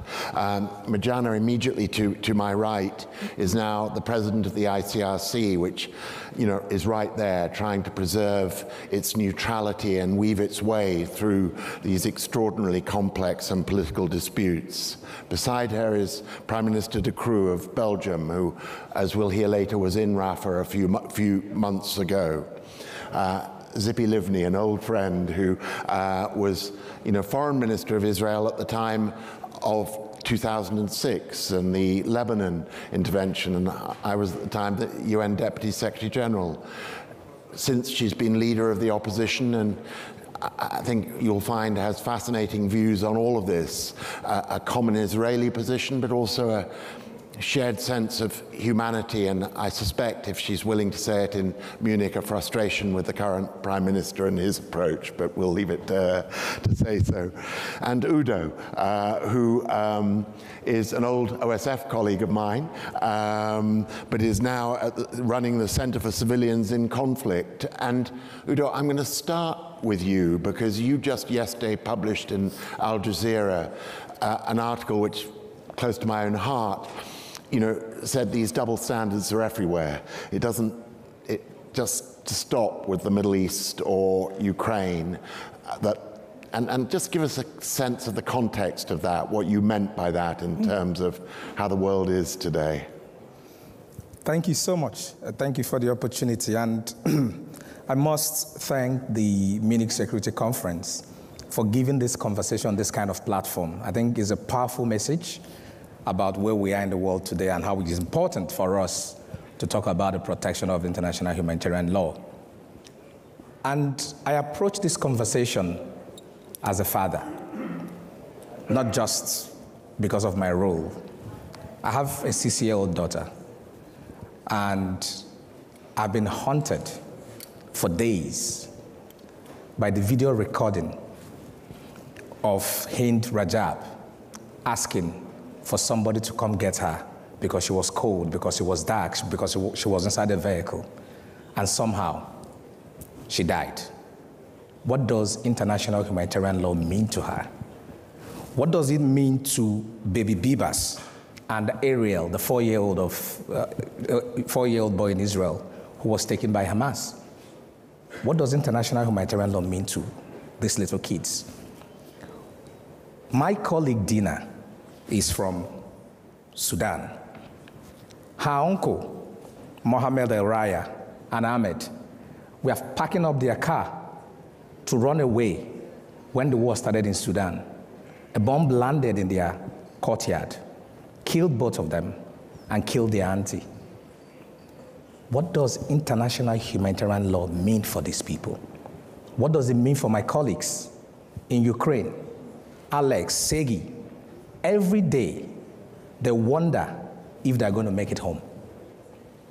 And international humanitarian law is only as good as its implementation. It's a wonderful set of rules, but the implementation gives meaning to it. And I start this conversation this way because I don't want us to feel like we're going into a legal argument or we're going into an academic exercise. We're talking about people's lives. And funny enough, the way the world is going, every one of us in this room could today be a civilian in conflict, in a conflict area. And we need to have a system that protects all of us. And so to that, I have 4 points to make on this conversation. One, the moment, or rather the behavior of political expediency trumping the principles and the sacred nature of international humanitarian law undermines that system completely. If we are going to have a system that works, we need to apply these rules for everybody. Same standard for everybody. The color of skin, nationality, or affiliation should never be a determinant of how the world responds when these rules are breached. The man holding the gun or the woman holding the gun, the color of their skin should not excuse their action. It has to be the same rule for everybody. It has to be the same enforcement for everybody. If we elevate these principles of both politics, perhaps it will have meaning. But if we keep this behavior of a la carte application, what works for me when it works for me, then we are creating a system that can endanger all of us. The second point is that claim to global leadership should be dependent on modeling good behavior and protecting the system of international law. Countries across the world, everybody wants to be seen as the good guy. Every country wants to be the powerful country. Let that power draw from your modeling of good behavior, ensuring that you are protecting the system. And to this point, I speak directly to the members of the Security Council. As much as every country has a role in protecting international humanitarian law, members of the Security Council have even a higher role of protecting that system. They have not played that role in good faith. Be it in the aggression in Ukraine, be it the equivocation in Gaza, be it the lackluster approach in Sudan, or the amnesia in Somalia. They have not shown themselves to be good faith protectors of the system. And if they don't protect the system hollows out. So to whom more is given, more is expected. Finally, the notion that international humanitarian law is a Western construct doesn't hold. It is a set of principles for which all countries signed up to. Is also one thing we can all agree on: protecting the dignity of the human person, protecting civilians in conflict situation. And so Africa, Middle East, and I speak of Africa, they need to shape up and do a bit more in ensuring that these principles are protected, that civilians are protected. There is no night in Cape that is going to come to solve this problem for us in Africa. We need to do it ourselves. And this means we need to support the system of accountability, the International Criminal Court.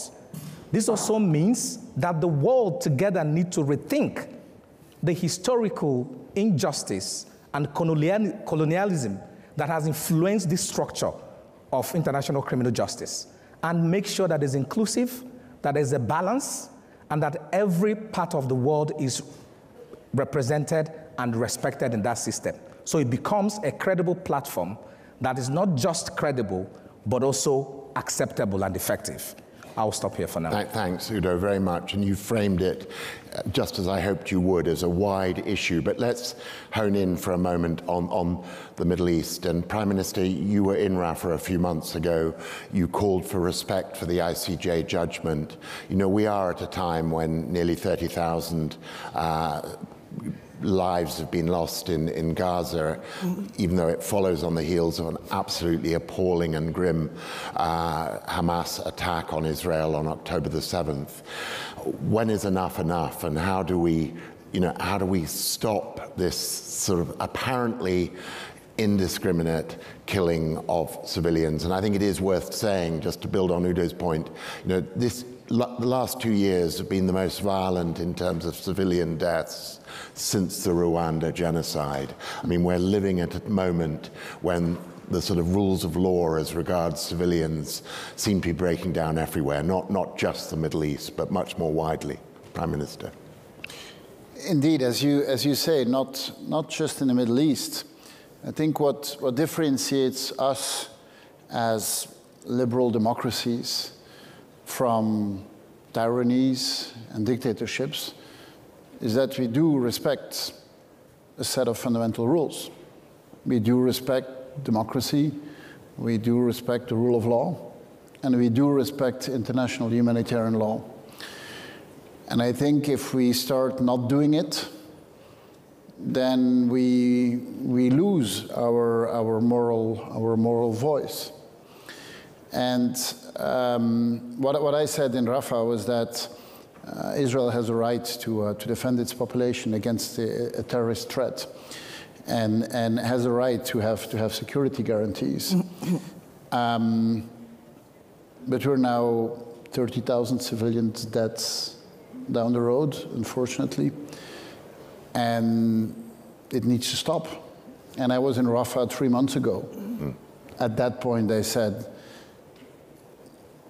can we liberate the hostages and have a ceasefire? I think today, the only thing you can say is have a ceasefire right now and liberate the hostages and get around the table and work on a two-state solution. And a two-state solution is the only answer to the legitimate requests on both sides, which is the inhabitants of Palestine, a perspective on freedom and a perspective in life, but also the pertinent request from the Israeli population to have enough security guarantees in their lives. I mean, both requests are legitimate requests. That can only stop if the feeding ground for terrorism is stopped, and there's multi-dimensions to that. But there's not only a military solution to that, a civilian solution to that is necessary as well, which means a leadership in Palestine that is a real partner in building peace. And I think that today, as an outsider, this notion that there would be double standards is a very dangerous one. And we've always been very clear. Human rights, there's no cultural relativity to human rights. And at decisive moments, I think what you can expect from liberal democracies is that they take the necessary step to give the good example. If at a moment as this we cannot give the good example, then why would we think that we still have a voice to listen to? Yeah, thank you.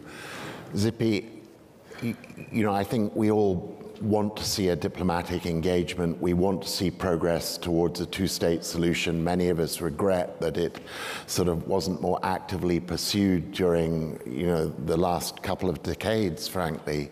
But at the same time, I mean, you've come here, from Israel. I mean, your community, your population, your citizens, are, I think, deeply traumatized by this. And on the other side, Palestinians are also traumatized by what's happened to them. And so, I know you will want to speak to the Hamas issue, but it'd be great if you could also share with us how on earth we build back a dialogue, not between international diplomats, who obviously we all want to see an engagement, but amongst these two nations or communities. I mean, how on earth do we get it back to a place where there are peacemakers on both sides? As you said, I am frustrated. I'm frustrated because the situation, the realities, were that Hamas terrorists infiltrated, entered into people's home, massacred, killed, raped, cut organs, made crimes against humanity, kidnapped, and we still have hostages in captivity, while on the other side, and you have a democracy that is acting in accordance to the international law. The situation is very complicated. On one hand, you have a terrorist organization that part of its charter is genocide against Jews and Israelis, but Israel is the one that is being blamed for genocide in the ICJ. And there is one thing, and I didn't come here, to show frustration or to ask the international community not to, or to turn a blind eye to what we are doing in Gaza, because I believe that Israel, as a democracy, should act in accordance, and this is what we are doing, and I can tell you this as a minister who was also in the security cabinet during the last 2 rounds of military operation in Gaza. But since we've been asked also how to imply the international humanitarian law on non-governmental groups and how to have more respect to the ICC, at first there is one answer that connects the two. Prosecute these terrorists in the ICC. They made crimes against humanity. They filmed it. You can see it. You don't need to enter into the tunnels that they built in Gaza. They are sitting in Qatar or elsewhere. They are saying that if we stop, they will continue in doing the next massacre. So let punish them for what they are doing. And if you want to have more respect or trust in the ICC, right now, or yesterday, the families of the hostages went to Hague, asking the prosecutor to make the decision. And I think that this is something that needs to be done, because otherwise these terrorist organizations are exploiting the humanitarian law for their use. Because when we call the civil population in Gaza to leave their homes before we target, Hamas tells them to stay, because they are his human shields. And there is one thing that, since for better life for Israelis and Palestinians, there is no hope for peace with Hamas. Hamas doesn't represent any legitimate call for a Palestinian state. They are against the mere existence of the state of Israel. They represent this jihadist religious ideology. And I would not agree with this sentence saying that one side freedom fighter is the other side terrorist. I mean, Israel left Gaza Strip. We dismantled all the settlements. On October 6th, there was no one settler, one Israeli soldier in Gaza Strip. We withdrew to the 67 line. And Hamas took over. And the entire international community, the United Nations and Europe and the United States and Russia at the time, said that Gaza can be free if they would just renounce violence and terrorism and accept the right of Israel to exist and accept former peace treaties. So listening here about collective punishment, no, it's not. We are trying to act against terror because there is no hope for peace to the Palestinians as well, as Hamas continues to be an armed militia and a regime. Another thing, don't make this equivalence between a democratic country and terrorist organization, as there is no legal system in the world that put as the same moral standards or even punishment between somebody who killed somebody by mistake or somebody who murdered somebody, not to say torture him before. When you make this equivalence, Hamas is abusing it. They say, okay, we will use these civilians as human shield, because at the end of the day, and this is what is happening, the world will criticize Israel, not us. I mean, you can see the end of this if Hamas releases the prisoners. the hostages, if he stops using all the money that he gets from the international community for their infrastructure of terror instead of giving it to the people. And therefore, for those of us here that truly care about security, about the life of civilians of both sides, for those of us here who would like to see prospects for peace in the Middle East, Hamas is not the answer, it's part of the problem. And by accepting, by putting, yes, I heard today the Secretary General saying, yes, it was horrible what's happened, or you cannot excuse or give an excuse to what happened in this terror attack, but the collective punishment. I mean, it's not collective punishment what we are doing. And therefore, last thing, to speak about legitimacy of this terrorist organization. I hear these voices of they were elected, or the other stuff that this is also heard from Griffith, I think, that, well, they have a terror arm and political arm. It's the same body, it's the same vicious mind. You cannot legitimize these kind of horrors by saying that they have a political branch. These political leaders are now discussing how to get more terrorists from Israeli jail by releasing the hostages that they kidnapped, or their other arm kidnapped from their arms.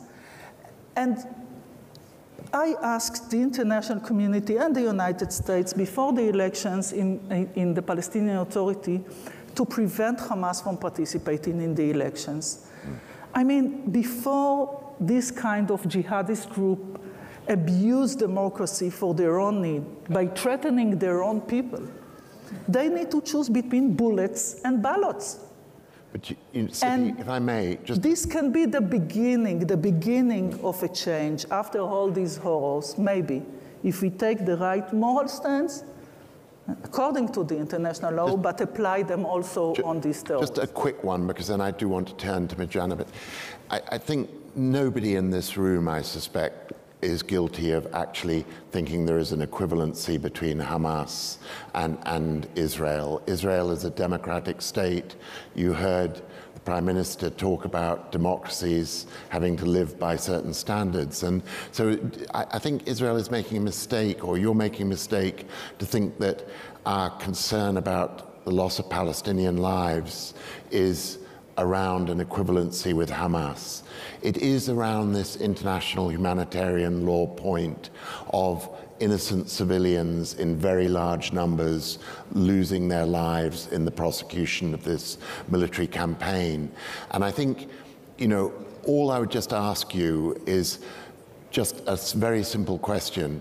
Is there any way this can be brought to a close before an intervention in Rafah, which is likely to cost a lot more civilian lives? Is there any way we can move it onto a political track? Because I doubt there is anybody at Munich, or almost anybody, who wouldn't say that the elimination of, or the removal of Hamas from the political picture in Gaza, that is a very reasonable aim, but we're talking about something different here, which is how do we protect the civilians? And is there a way of stopping this sooner rather than later? I think that while we are sitting in, what the Israeli army is doing is trying to find a way to continue with the need to attack Hamas and to act against their terror infrastructure while avoiding, as far as we can, civil casualties. So, I'm not now familiar with the exact plans, but I think that, I know that this is what they are doing. Yeah. But for those of us also looking for a ceasefire, just a ceasefire, I'm not speaking about the release of hostages and so on. If Hamas remains in power with this terror infrastructure, Israelis and Palestinians will suffer again and again because they will continue enacting terror, and we, without any other alternative, will continue in answering and trying to defend our citizens. And therefore, there is real opportunity here. And I heard also what Vice President Kamala Harris said today about maybe a new regional structure that includes other countries, maybe the Saudis, and hopefully change Hamas regime with another Palestinian regime. We don't want to control them. We don't want to reoccupy Gaza. But I hope that somebody in Washington and elsewhere in the region is working about it these days. Well, thank you. Can I just really, sure. 30 seconds. When you say that money of the international community is being used by Hamas to build their infrastructure, let me just disagree with that. I disagree with that. We finance UNRWA, and we will continue financing UNRWA, because it's a population that is one of the most poor populations in the world. I would like to suggest... And I've heard that criticism time and time over again, and I reject it. We do everything, everything to control that, and this is just about human decency. Our development building in Gaza has been bombed. It's been bombed. We still wonder why it has been bombed. We are only there to help civilians. We're just trying to give kids a decent life. And what we see is that every day 100 kids are dying. 100 every day. Please don't blame us for helping human lives. I did not blame you for helping human lives. I'm not blaming, but I'm suggesting to be more cautious and to follow your money. We do. We do. That's fine. But if this is being done, that's fine. Hold it, because I think this is... But if not, so everybody's suffering, the Palestinians. This is a very good moment to bring Mirjana in, because you know, I know that actually at an earlier point in your life, and I'm asking you about the ICRC, but you were yourself, you spent a couple of years with UNRWA. And so you had a whole career around this issue of how do you protect the neutrality of humanitarian operations in the midst of exactly these kinds of political disputes where the non-political nature of humanitarianism is challenged. And, you know, I've just watched so many times those Red Cross vehicles going places we UNers weren't allowed to go because you did have the trust of both sides. It must be getting harder and harder. Thank you, Mark. This is not an easy time for the International Committee of the Red Cross. It is also not an easy time for me as the president of the institution, which is 160 years old, and which will hopefully continue for 160 years. But forever, we have been criticized for our neutrality, for our confidentiality, and for not taking sides. Now, it is very natural for parties to a conflict to take sides and to want to protect their citizens and to do their utmost to protect their citizens. And because that is the case, states came together and created the ICRC because they knew that they have to have this neutral intermediary. But what states also did, based on the experience of the Second World War, is created 4 Geneva Conventions. And this is where our mandate is anchored. And I think Udo said it in the beginning, the Geneva Conventions have been ratified by all states. It's a joint responsibility. And armed groups, and we have a dialogue on IHL with 250 armed groups around the globe. We don't qualify them. We engage with everybody who bears weapons and has power and has the power to influence those who bear weapons, to comply with international humanitarian law, because everybody is bound by them, and because everybody who has influence on a party to a conflict is bound to make their utmost to ensure that IHL is implemented. Now, the Geneva Conventions constitute the strongest international consensus. The underpinning principles, and the key principle is preserving humanity at all times to keep that pathway back to peace. To preserve that principle, you have to, reduce harm for civilians.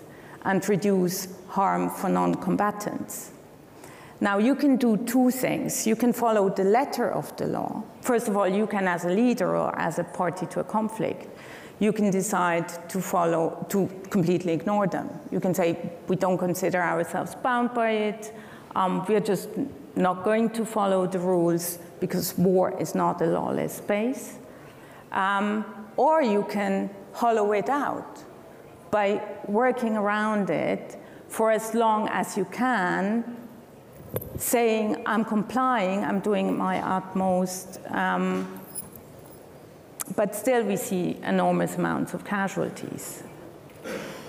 So, but you would still be following the letter of the law, and we will not be able to contest any of that. Or as a political leader, you can say, we follow not only the letter of the law, but also the spirit of the law. And the spirit of the Geneva Conventions is not only to preserve humanity, but it is to limit, as far as possible, harm on civilians and non-combatants, prisoners of war, hostages. I mean, it's all, taking hostages are violations of international humanitarian law. Mistreating prisoners of war or detainees are violations of the Geneva Conventions. But again, you can be compliant, or you can follow the spirit of the law, which is preserving humanity, and you can go even further in acknowledging that preserving humanity means recognizing that you can't put civilian lives on a human scale, that there is the fundamental principle of equality that applies, and I think you have been speaking about this as well, which says, any civilian life on any side of the conflict deserves the same treatment and protection provided and ensured, implemented by states parties to a conflict and by enabling humanitarian actors like the ICRC to operate. Why did we create the Geneva Conventions? It's because we had this experience of dehumanizing the other and of accepting the fact that victory at all cost is legitimate, but we all know that it means accepting that you accept the extinction of the other at the end of the road, if that is necessary for a victory at all cost. And this is what we stand against. This is what the Geneva Conventions stand against, to prevent that from happening again. In all places of conflict, I'm not speaking about Gaza, because we work in 100 situations of conflict, and war is ugly everywhere. And there are civilian casualties everywhere, and everywhere they have to be limited at its most. Now, it's a political decision what implementation of IHL means to you and how far you're willing to go to implement and ensure implementation and use your influence to ensure implementation of IHL. And where that threshold is of human suffering that you as a human being, not only as a political leader, are willing to accept. And then you have to negotiate, and then you have to find solutions that are workable and actionable, not only to ensure peace and security, because that's the only way to mitigate humanitarian fallouts, but also to ensure that you're not offloading the responsibility for not implementing IHL onto the humanitarian organizations, because we can only do so much as the size of the space that the parties to a conflict and those who can influence them allow us to occupy. Right. Mm-hmm. Thank you. Thank you, if we may stop there, because I think it's time to bring in an audience which I'm sure sees the sort of passions and issues which are getting raised here, and who would questions? Sir. I'm from Bangladesh. Wait. Hold on, we'll just bring you a microphone. Especially counterinsurgency and counterterrorism. and I fully support 90% of what the ex-foreign minister of Israel has said. I've forgotten your name, sorry. Or I might pronounce it differently. That's right. In fact, Hamas, what is Hamas or who is Hamas? It's not an individual. It is two aspects. One is Hamas himself, and if you can kill Hamas, I would be most happy because he is a terrorist. But it is also an ideology that is anti-Israel. So we have fought we are predominantly Islamic state, but we are 100% secular. We never tolerate Islamic terrorism. We have fought with Al-Qaeda, we have fought with many others, and still fighting with Ansar al-Islam, Hizb ut-Tahrir, and others. We never give them any space. And I know how you feel about losing the dear ones, like you have lost many in Hamas attack. And I think you have already retaliated and taken lives of about almost 30 times more than what you have lost. So I think only thing you can kill Hamas is by sympathizing the general public of Israel by making Hamas isolated. Like take the fish out of the water. He is getting, otherwise you are creating more Hamas. The kid who is running now, who has already lost 3 of his brothers, mother, father, he will be becoming double than Hamas. More vengeance towards, he will come back, maybe after 10 years. So this is not the solution. Otherwise what you said, I congratulate you that you are not for space. You don't want Gaza. And there was a theme, I think, the peace for pace. But the main Hamas, you made Hamas stronger by resettling settlers and other things. So these, if you give them the assurance and give them now, let them access to the humanitarian assistance, which you, ironically, you don't allow much or disturb, I think that will be enough to cause the death of Hamas or the ideology of Hamas. Thank you. Thank you very much. We'll have a few more questions before we come back. Other questions? Everyone daunted by this issue? Any more before we go back to the speakers? Sir.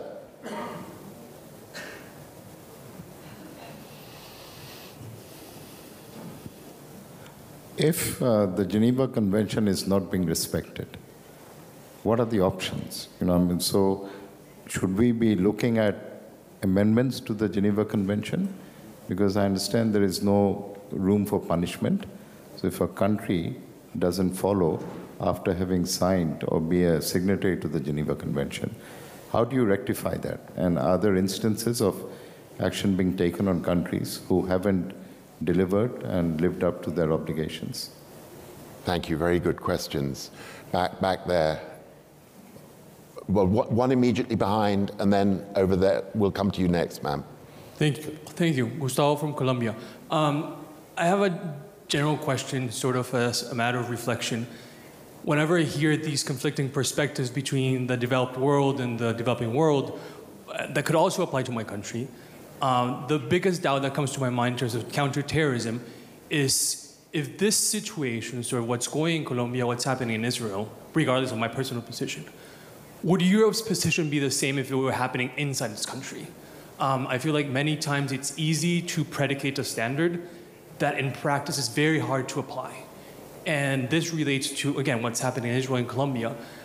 But I would ask you to just to try to think if what's going in Israel or what's going in Colombia right now were happening in Belgium, in France, in Spain, do you actually think that in practice you'd be able to stick to those principles that are so actively defended abroad internationally and are part of the agenda today? Mm-hmm.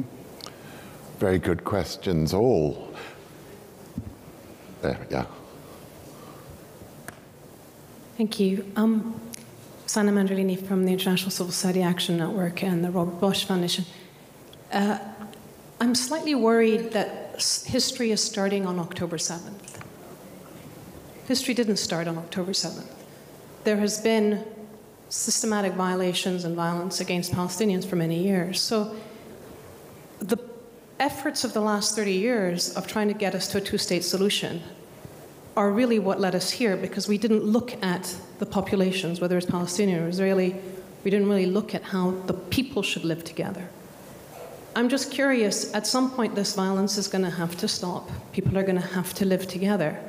And if we go back down the path of bringing small groups of politicians together with the American interlocutors or whoever they are, it's not going to end. What we need is a people's peace process and two parallel processes in Palestine and in Israel to come to terms with what's happened, to mourn, to have the psychological, emotional, and the vision of the future that they want. And I'm just wondering, what's the appetite for that? And is there a willingness to work with peace-building organizations and those of us who are thinking about these things holistically?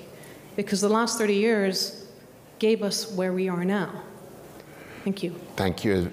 One last one, Nicola Reindorp in there. That working, yeah. Nicola Reindorp, Crisis Action. I started my work in the wake of the Rwandan genocide and have spent 25 years campaigning for the prevention of atrocities. And every minister, every government minister I've ever met believes fundamentally that every life is equal. Every diplomat I've ever met has always said we uphold the Geneva Conventions, the importance of those rules. We know in our hearts, as Udo said, our children, we want for our own children what we want for others' children. And yet that challenge, or we doubt, if it was on our doorstep, would the same decisions be made? Do we uphold these rules? So I guess the question, particularly to the politicians on the panel, what is it that we can do to make it politically easier? We know for our peace deals that it requires forgiveness, acceptance of the other's point of view. We know that's how peacemaking happens. So what do we do to make it easier for the politicians to show the political courage to recognise, not, as Prince Zaid is also here, that we tribalise our pain and focus on our own hurt, but actually to recognise these rules that are the mark of our equality, that are at the heart of our security, not the optional extra for us to regard when it suits us. Okay, well, look, I think we've got various questions there, some of which drive at this point that a conflict of this kind is driving people apart. So even if diplomats try to come together, people are being driven apart. And how do we rebuild trust and peace from the bottom up? The second is around the issue of the standards, politicians having the bravery to find ways to end this, to respect the equality of human life. And within that, the first question from the Bangladesh National Security Advisor around the whole issue that you can kill the men, but you may, in so doing, feed the ideology and give it and actually multiply it. And of course, double standards are not necessarily just around these conflicts. As we heard, what would we do if we had something like this in Europe? I could provocatively say we do in Ukraine and we condemn it, but that's not what you meant, and I understand that if this was in the heart of Europe. So a rich set of questions, and of course, let's start, though, with the Geneva one, and we do need to all be very quick. We've got a minute each. What do you do about the enforcement of the conventions? Look, as the ICRC, we don't enforce. We don't have the power to enforce. The obligation to abide by the Geneva Conventions lies with the states and the parties to conflict. Now, it starts in peacetime. You start by integrating these rules into your national legislation, training your armed forces, training everyone who is in the security system to know the rules, because that's already the first step. And then you influence your friends to also comply with international humanitarian law. What we want is to preserve the path back to peace. What we do not want is to accept a principle where war is fought against all rules and, when no rules apply, because that would only lead to the next war to become more violent, bigger, and with bigger ripple effects. And what we observe today is that the ripple effects spread faster and have a far greater impact due to the globalization and due to our interconnectivity. So the compliance has to become a political priority for each and every leader, and how you then do it is something we can support you in by giving you our expertise. Thank you. Prime Minister. Yeah, so first on the Colombian question, if I can ask it that way. Look, we Belgium, we are a moderately small country in the middle of big countries. We've been invaded, our whole history, we've been invaded by all our neighbors. If there is one country that knows what the value is of international humanitarian law, I think we are one of them. And that's because of our history. Now, fortunately, we've lived 3 generations in Europe without war. The whole endeavor is how do we live a 4th and a 5th generation without war? And we will need a lot of unity between European countries and also within NATO to preserve that. Now, what would you do if something would happen? It's hard for me to imagine what happened in Israel because of the scale, because of the atrocity. So it's hard to put myself in that situation. Unfortunately, we've had terrorist attacks on a smaller scale, but we've had them, and we did apply the rule of law. And at some point, we had to organize the court system for that, and the defense said that the persons that were being judged were not being treated in the right way, and we did adapt. And a large part of the public said, why are you doing that? Why are you spending all that money? They killed people, and they did. I mean, the judge decided on that. But we did everything to respect the rule of law.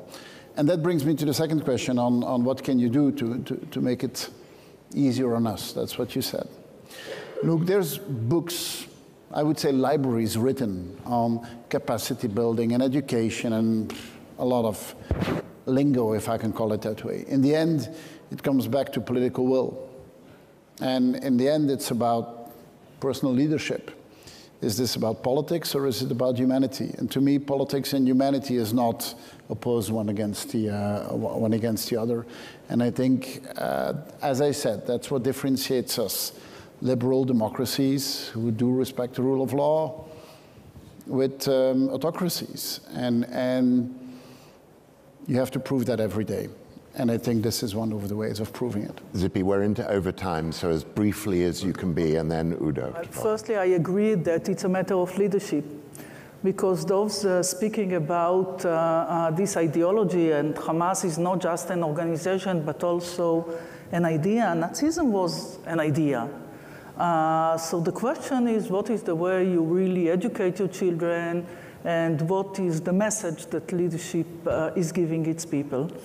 But I want to say something also about Gaza. I mean, we left Gaza. I supported the disengagement plan. I evacuated Israelis who were born there. We decided to give them hope for peace. But Hamas doesn't represent, we have a national conflict between Israel and the Palestinians. Hamas doesn't represent this kind of solvable conflict. It represents just hatred. And therefore, I hope to see, since we tried everything, we left Gaza, we had some military operation that ended with hoped deterrence, but it didn't work, agreements with, it didn't work.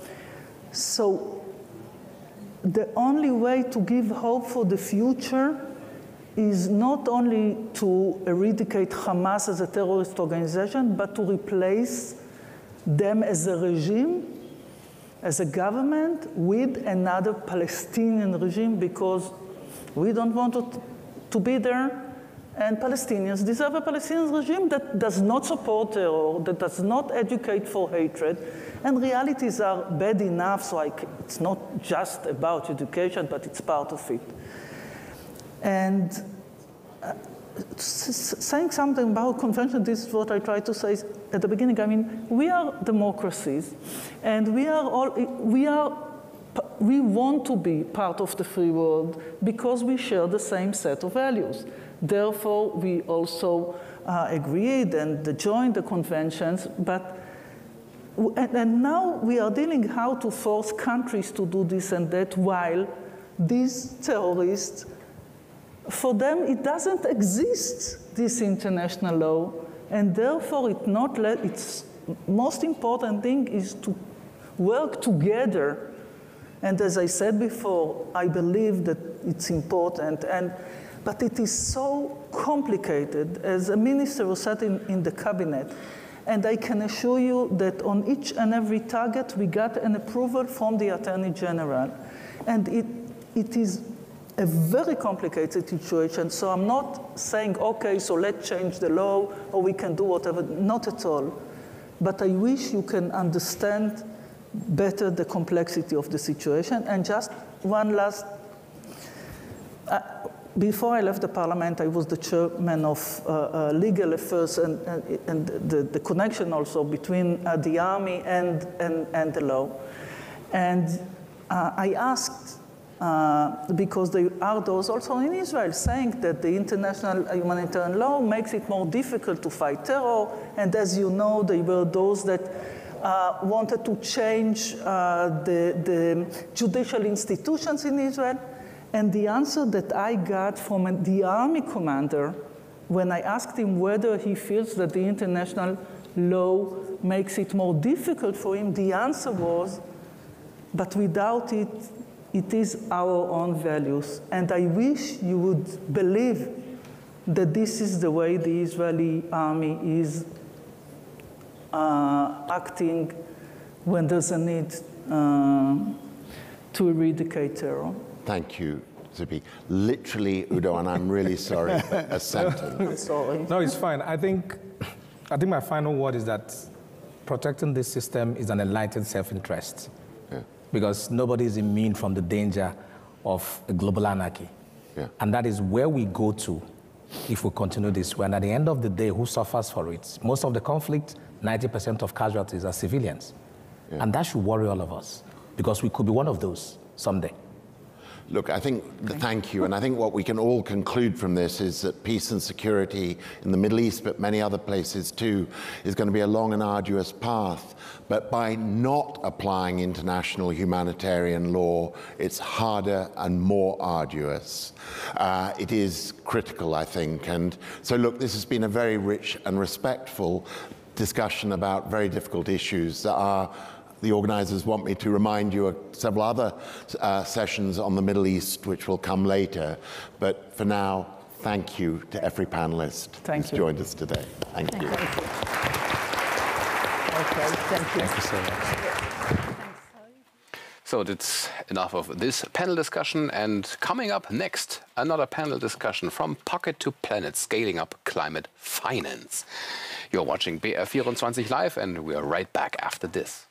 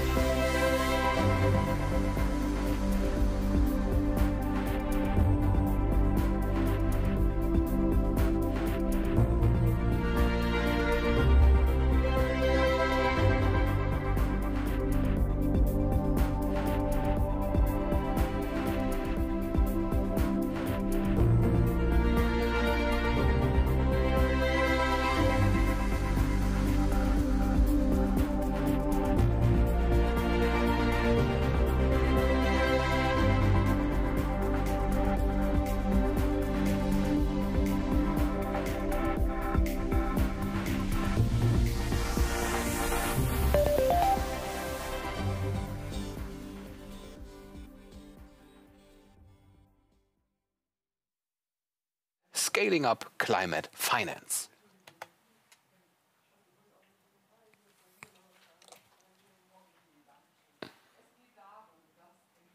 Good afternoon to you all.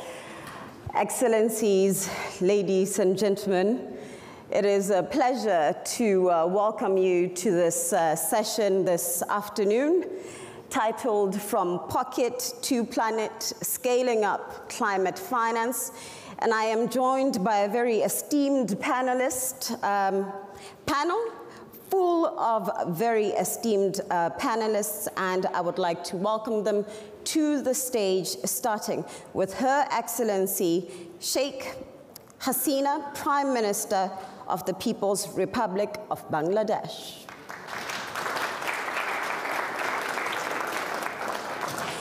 Followed by Her Excellency Mia Mottley, the Prime Minister of Barbados.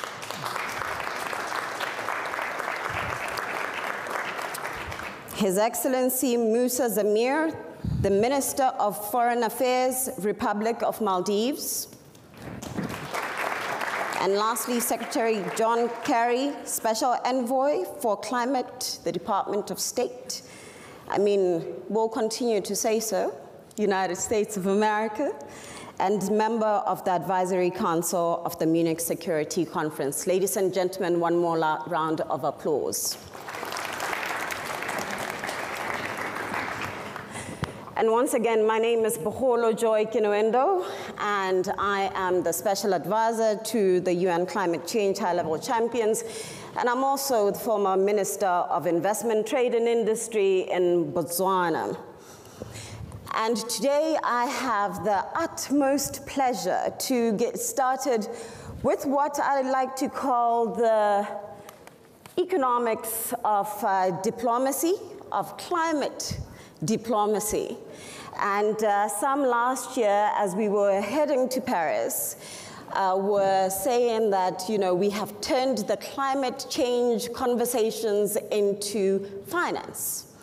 And we have moved them away from environmental conversations, and we have really centered capitalism. And I want to ask today our panelists, you know, why is it that we have really focused a lot about the pocket, and what is it about the pocket and development? And I want to start off by really centering this issue around some of our most vulnerable states, giving an example of Tuvalu that is threatened by rising sea levels. And we know that there has been an unprecedented example of an agreement that we've seen with the government of Australia that provides refuge for climate-displaced Tuvaluans that was reached. And this, I believe, it really foreshadows what we know as geopolitical and economic shifts. And it really sets pace for what we are to see as what is the future for the world. So to really get us started, Madam Prime Minister, we know that the Republic of Bangladesh has been really susceptible to climate shocks, despite only producing 0.56% of global emissions. And you have been susceptible to cyclones and terrible floods, and we have seen the devastating economic setbacks in Bangladesh. Let's get started with those big COP28 outcomes, loss and damage. Yeah.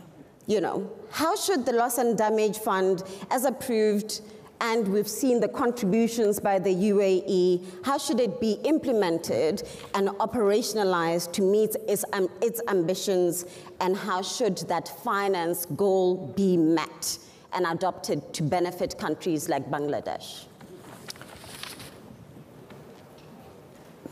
I started with the big question. Yeah, no, thank you very much. I want to tell you some story of a country. Well, I thank you for raising these critical issues for climate vulnerable countries like Bangladesh and also Maldives and other countries. a small island country, many other countries. Well, our countries have made considerable progress in human development, but it remains a challenge for us to make our hard-earned gains climate resilient. As President Macron of France said, developing countries must not be in a position to make a choice between poverty alleviation and climate action. For most low and middle income countries, the overriding priority is to invest in climate adaptation to save lives and livelihoods. On the other hand, if we want to reduce greenhouse gas emission, we need ambitious climate mitigation commitments by large emitting countries. We all recognize the need for substantially scaling up the current level of international climate financing for investments in mitigation and adaptation. Regrettably, the climate financing committed and available so far remains severely insufficient. In this, further complicated by the absence of an internationally agreed definition of climate financing and its accounting methods. I had my first realization about the resource constraint for climate action at COP15 in Copenhagen, 2009. I was in the core committee. I was part of a closed-door meeting of leaders to find a last-minute solution. While looking around the table, it struck me that international climate finance would be quite difficult to come by. After going back home, I took the initiative to set up the Bangladesh Climate Change Trust Fund to undertake homegrown adaptation projects. Bangladesh is now considered a living laboratory of locally led climate adaptation. So far, we have implemented nearly 800 projects at a cost of US $480 million, and all from our own resources. This is, however, still inadequate compared to the US $7 to 8 billion that we require every year to implement our national adaptation plan. To put things in perspective, the current financing need for mitigation as per all the nationally determined contributions, NDC, is estimated at nearly US $6 trillion up to 2030. For adaptation, it is US $215 to 387 billion per annum until 2030. It is obvious that the widening financing gap is further aggravating the global climate crisis. But we cannot simply afford to allow the global temperature to rise above 1.5 Celsius as agreed at COP28 in Dubai. We cannot go back on our commitment to move towards the net zero future at differentiated timeline for developed and developing countries. We must find solution to unlocking climate financing to keep us on track by delivering on the following 6 suggestions. First, developed countries must live up to their commitment of US $100 billion per annum in the 2 years up to 2025, based on a delivery plan. And by the end of this year, we must all agree on a new climate financing target post 2025, preferably above US $100 billion on the basis of scientific evidence.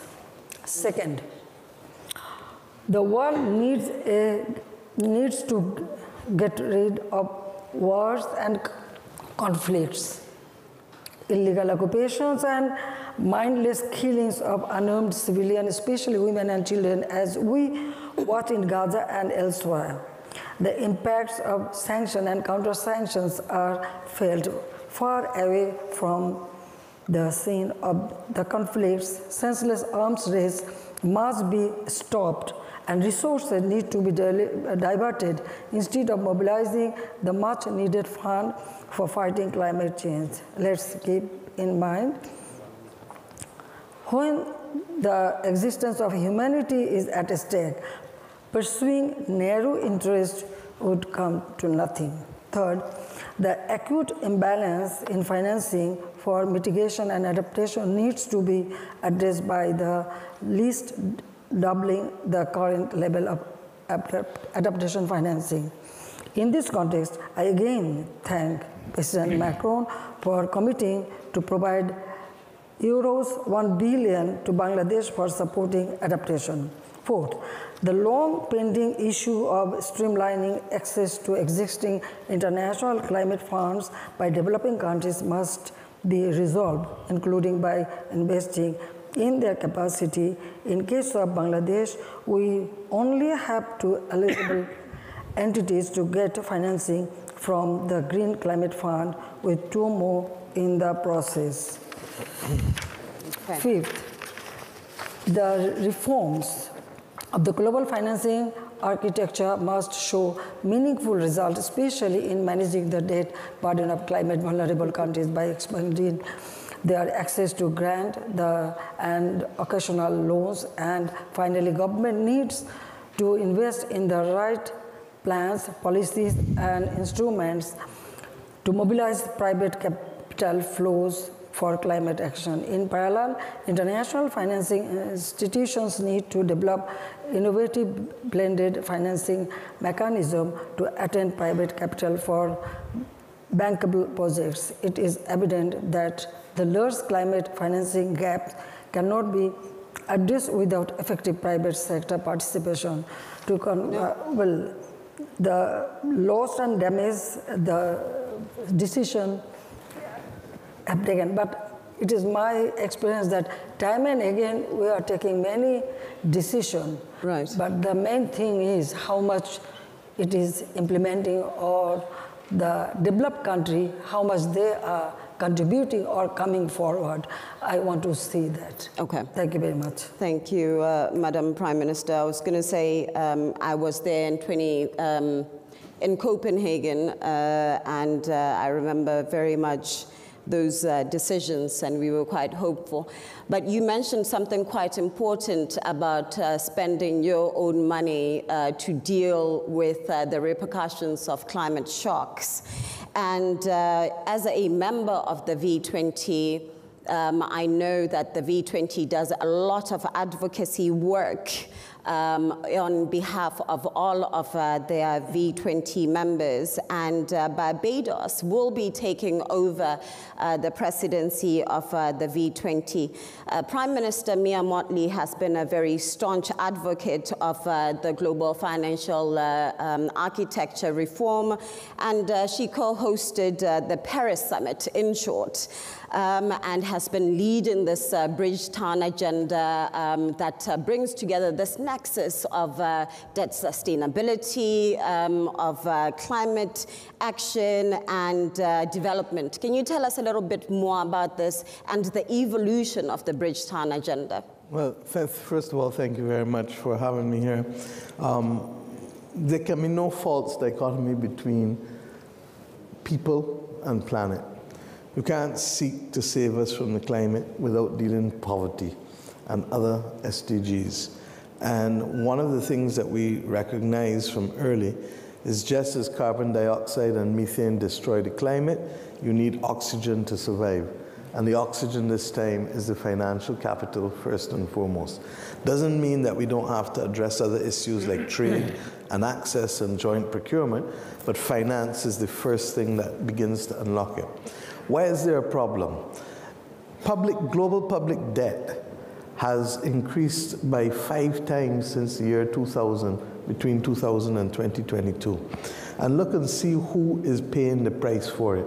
Invariably, it's the vulnerable countries on the front line, many of whom have had increased debt, not of their own making, but of having to face not just the climate crisis, but indeed international economic terms like those created with the WTO and others without a sensitivity to their peculiar conditions. Right. Secondly, the global financial architecture has not been structured to address their needs, and in fact penalizes them more for being vulnerable rather than helping them and lifting them out of vulnerability and marginalization with respect to financing. Why do I say so? A poor country and poor people can't come out of poverty without access to education, without access to protections in healthcare, without access to all of the basic things we know will give the economy's capacity to grow. At the same time, our economies and countries cannot fight the climate crisis nor the environmental degradation if there's no fiscal space and if debt is too high. So that we've reached this point where for the last few years we know what we have to do, but we're not doing it fast enough. We need to lower and level the cost of debt for all countries because the global climate crisis is global. It's not regional, it's not sectoral. Secondly, we need to recognize that this notion of short-term debt, as I've said over and over, cannot help either in terms of adaptation, or indeed in terms of SDG financing and poverty reduction. So that we need to create, not just for climate, but perhaps for all global public goods, a concessional window that is not the same as either for poor countries, who must continue, in my view, to get more grant, but for lower and middle income countries, something that is quasi-IDA, that perhaps is 40-year debt and a little more expensive, but allows countries to have a longer trajectory and to be able to build the capacity to repay the debt that it has. Similarly, we need blended capital, and the reality is that unless we start to change our expectations, the belief that the public money is just going to drop out of the sky, it's not happening.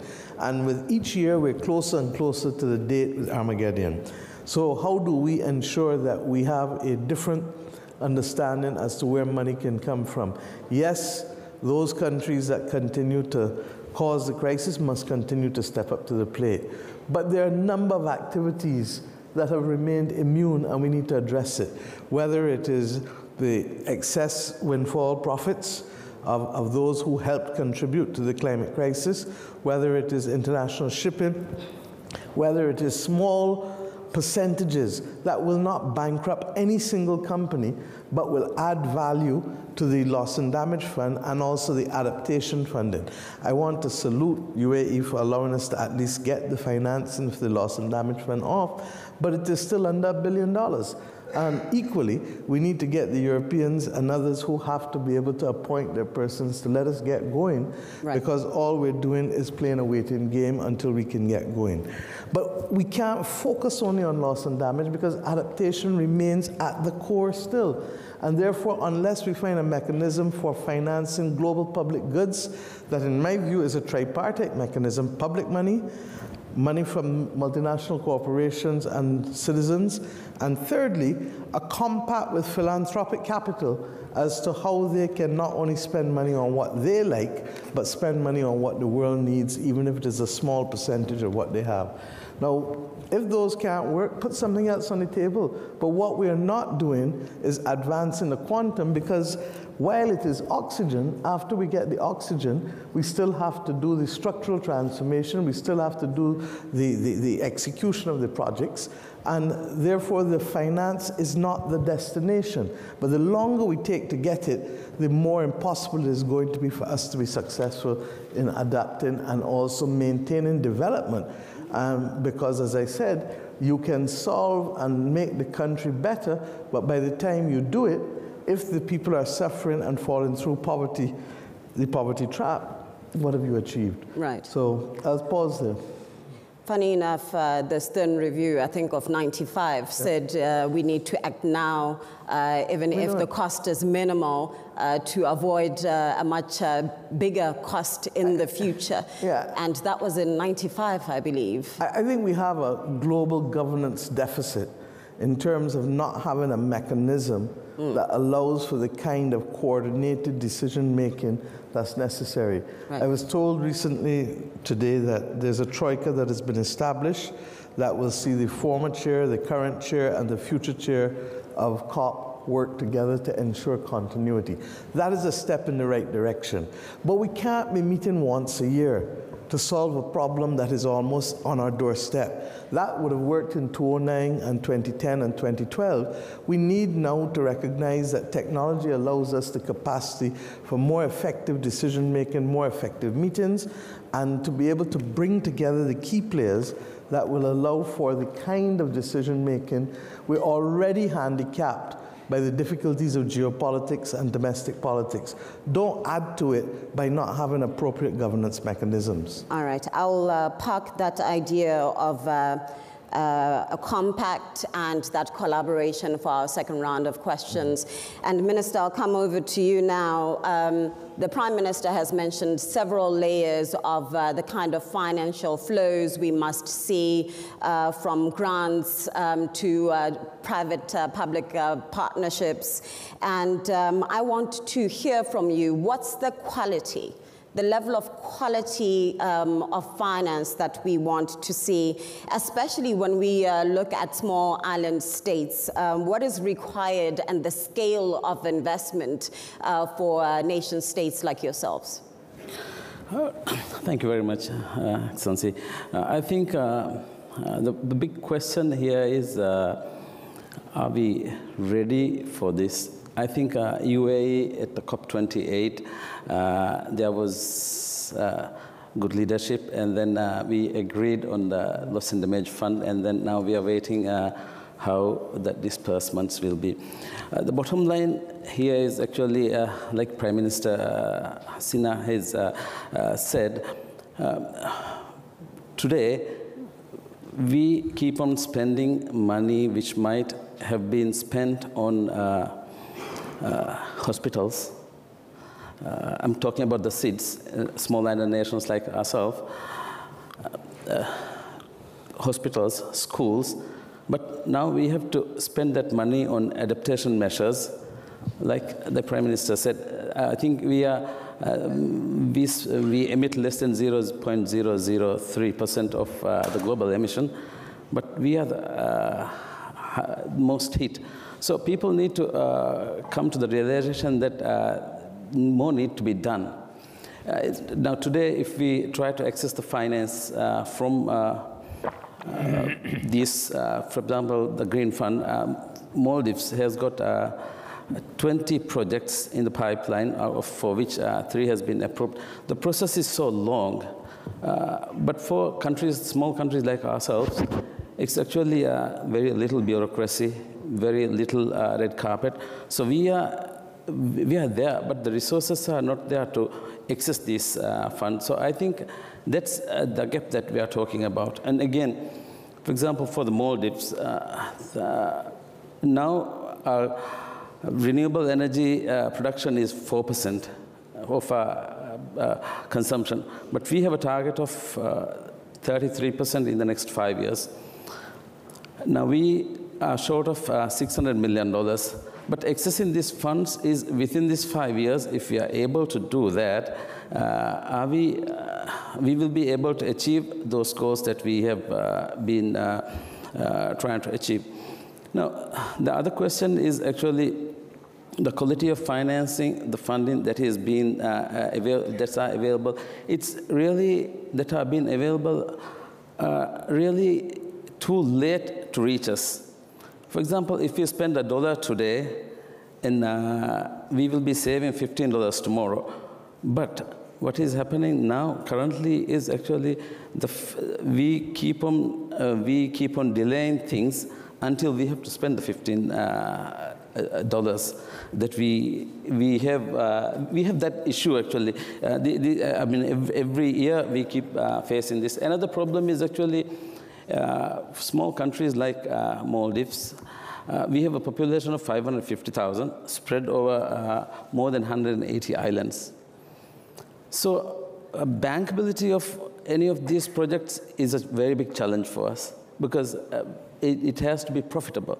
Now, I think profitability and the bankability itself need to be redefined when you talk about the challenges that we have. Now, I think this is one challenge that we have always been advocating. And again, like we said, Maldives in the today when I was coming in, one journalist asked me how is the climate change affecting the Maldives. That it's real. It's there. The storm surges are there. The rains are there. The high winds are there, and it's damaging. So how are we adapting? We are building new islands where measures are there to be safe. And I think everyone remembers that in the Indian Ocean tsunami, we were very badly hit. And then we had a pilot project where we built a safe island. And today we see, even with the climate change, some of these islands are very safe. Right. So, but we need, and so we have projects in the pipeline, but accessing to these finances is the challenge. Right. And like I said, 3 years is a long time to stay, because by 3 years, things change. They take a different route. Yes. I think for island states like yourselves, it's not only about energy and infrastructural projects, it's also about the maintenance of your corals and, you know, the oceans, and ensuring that the shipping industries are seeing themselves as part and parcel of maintenance of the ocean industry in itself. So how do they feature as part of your NDCs as you prepare for your submission for 2025? In the past, actually, you know, even today, again, one of the challenges that we have is, are you going to be there? Some people ask me today, are you going to be there? Yes, yes. We have a different approach. We're not moving out of Maldives. Like I said, 550,000 Maldivians, plus we have expatriates, about 200,000, and then again, visiting tourists of about 200,000 at a given time. We're not moving out of Maldives, so we just need to change. So we have these priorities put in place where we need to adapt ourselves and then make sure that we keep. If you look at Maldivian tourism, if you look at Maldivian fishery, these are the most sustainable practices that has been put in place. Right. But if you look at the long term, because there has been no action taken, the long term value of those assets that we have created in the past is going to go down tremendously. I mean, if you look at the developed countries, they have access to development funding. Again, so many funding opportunities are there. But for Maldives, small island nations, it's not there. The access is difficult. So even if we put on a target, it's really, you have, again, like at the start of my intervention, like I said, it's the money that should have gone into development of our people, going into these projects. That's the reason. Right. I think Maldives says this. It's inevitable. We go through this. Yeah. I think that was more of a nudge to open an invitation to visit the Maldives. Well, I think no, it's fine, Minister. Yes, visiting Maldives is definitely, people will understand how it is. Okay, people ask me, is there a sea level rise? Well, climate change is real. Yeah. We see the storm surges, we see rains, and we see more wind. Yes, thank you, Minister. Secretary Kerry. We heard the issues of, how expensive it is to get the right infrastructure in place. We heard the various challenges, but there have been such good outcomes that came out of COP28 that I want to profile as well. Off the bat, I started with the operationalization of the Loss and Damage Fund, but there were also some commitments and pledges around tripling, around the tripling of renewables and double energy efficiency by 2030, involving well over 210 countries at COP28. Additionally, a commitment to triple nuclear energy by 2050 was made by 20 countries. Now, we are all curious what all of this means. What does the pledge by 210 countries mean? And we know that we are going to need $4.3 trillion annually in order to really roll out that tripling of renewable energy in developing countries by 2030. Where is that money going to come from? In an agile manner, in a quality manner, and in an affordable manner? I think I'm going to go next door. No pressure. Look, let me, first of all, Bahola, thank you so much. And my friends assembled on this stage represent the hard places, the toughest, most abused, obviously Bangladesh, most vulnerable of countries, and Barbados and Maldives under siege. So, how are we going to do this? What are we really going to do and get this done? Well, first of all, Dr. Sultan Al-Jaber is sitting here with his team, and I would begin by saying thank you to them for the transition that they helped pull together so dramatically in Dubai, because Dubai really has set the stage for us unleashing a much more significant effort to be able to solve every one of the problems that was spoken by the prime ministers and the minister. I agree 100%. Everything they said is accurate and is a problem. But what happened in Dubai is that those 195, 200, whatever number of countries all agreed, built a consensus, the Dubai consensus, that we must transition away from fossil fuels, that we have to do so in a fair, equitable, and orderly way, that we have to be able to achieve an acceleration in this decade, which is critical, also in keeping with so as to achieve net zero 2050 and be able ultimately to make the great difference here.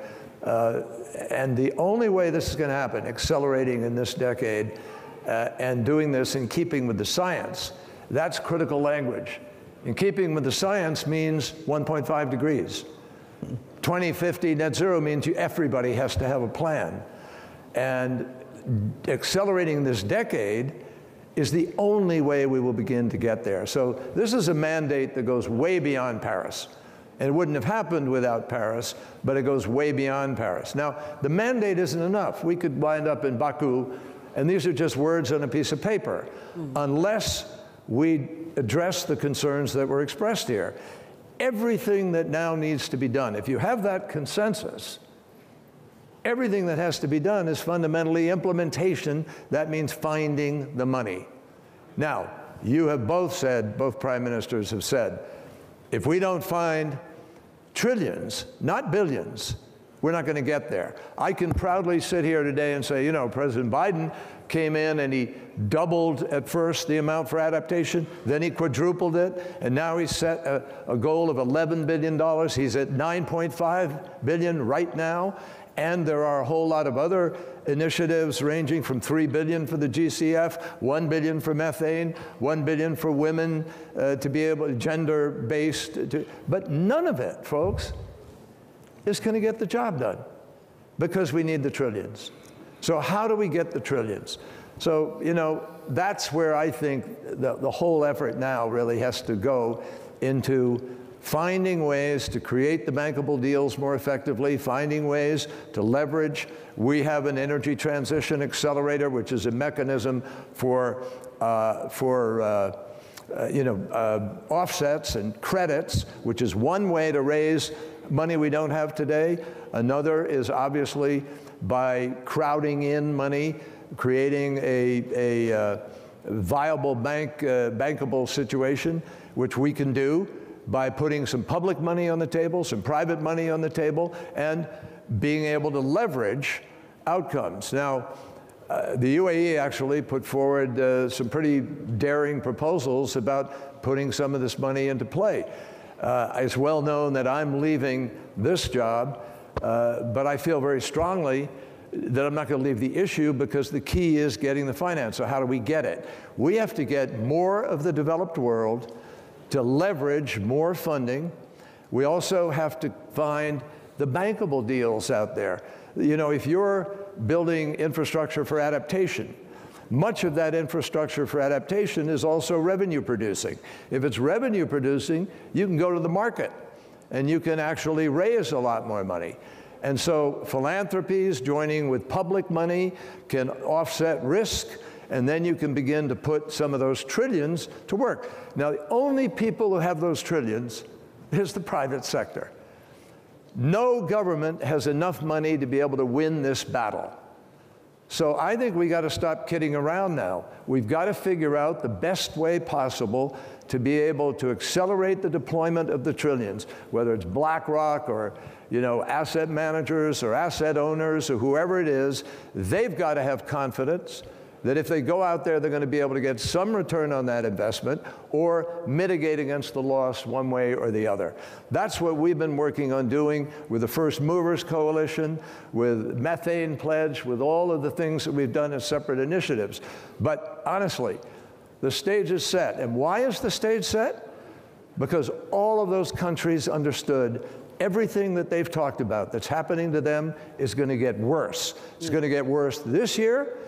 Absolutely, according to the science, unless we do more, it's going to get worse next year and thereafter. And that's going to cost us billions of public money, dollars, that could be going into exciting the private sector to crowd in to this fact. So I think we all understand the challenge.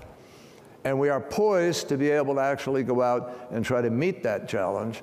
And I think that's where the biggest effort of the developed world has to go, to make that money deploy. And if we do, we really can win the battle, because there's so many exciting things happening in new technologies that could be deployed. But deploying them is also going to cost money. So I think this is as defined as it's ever been. The challenge is as clear as it's ever been. The capacity to meet the challenge is as there as it has ever been. Now we just have to go out and do it. Yeah, thank you. So credit enhancement tools are very important. It brings us to the issues of triple P in financing.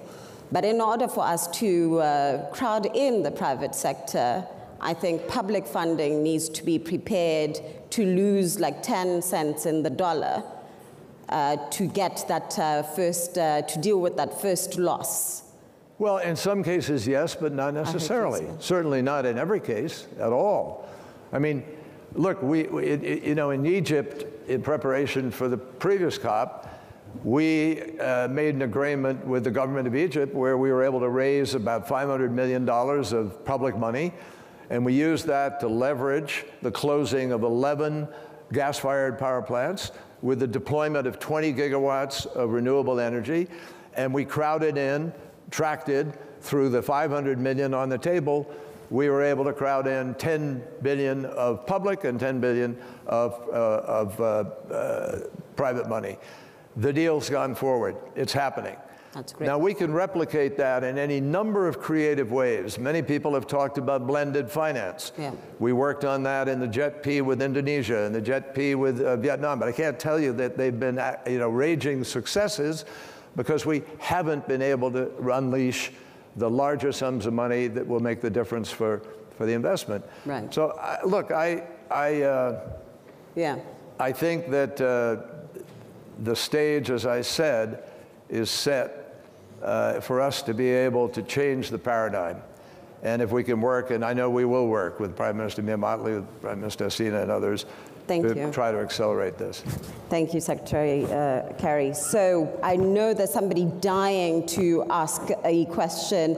Ineza Umuhoza, who's the founder and CEO of the Green Protector, has requested to ask a question to our esteemed panelist. Ineza? Maybe I can stand up. Yes, please. So since I started my engagement. So that's enough of that panel discussion. We have to cut it a little bit short because joining me now live at the Hotel Bayerischer Hof is Nico Lange, Senior Fellow with the Munich Security Conference. And it's time to sum things up a bit. Today has been a very intense first day with the reported death of Alexei Navalny and his wife on stage as a spontaneous guest. How did you experience her statement? Well, first of all, the atmosphere here at the Bayerischer Hof is very intense. It's also somewhat dark. At least it's very, very serious. So the crisis, the conflict, the war that we see in the world is also reflected in the discussions here. And of course, the first phase of the conference was dominated by the news that Alexei Navalny is dead, that he died in a prison in Russia, and that, as many here are saying, that he was killed by Putin and by the Russian state. And I think the Munich Security Conference made a very good decision in bringing Yulia Navalnaya, his wife, who was here to discuss about a better Russia, to bring her to the main stage and to deliver a clear message that Putin and his cronies have to be responsible for what they did to Russia, to the Russian people, and also to her family. I think that was a very emotional moment and a good reaction to what happened. Apart from that, I think the most important element today was the speech of Kamala Harris. But you could feel that while the Vice President was speaking, many people were thinking about what are the commitments of the United States worth at this point, what will Congress do, what will happen in the elections. So this was also clearly it was possible to feel this in the room. Let's get back a little bit to Yulia Navalnaya. She said if the news of his death, Alexei Navalny, is true, Putin and the Russian regime will be punished for what they did to our country, for what they did to my family, for what they did to my husband. Do you have reason to believe that Putin planned this to happen on this first day of the Munich Security Conference? Well, I think that Putin is not allowing candidates to take part in the elections. That he said at some former point, if he wanted to finish Navalny, he can finish this at a given moment. That he now maybe decided it's time. I think this is no accident. I think Putin wants to send a sign of hopelessness to here, where everybody is discussing how to help Ukraine, what to do with Belarus, how to have a better future for Russia, how to provide for European security. And he wants to clearly send a signal. And it's important to send a signal to him, look, whatever you do, we will stand, we will support Ukraine, we will do whatever is necessary. And I hope that will be the message tomorrow when the Ukrainian President Zelensky will be here in Munich.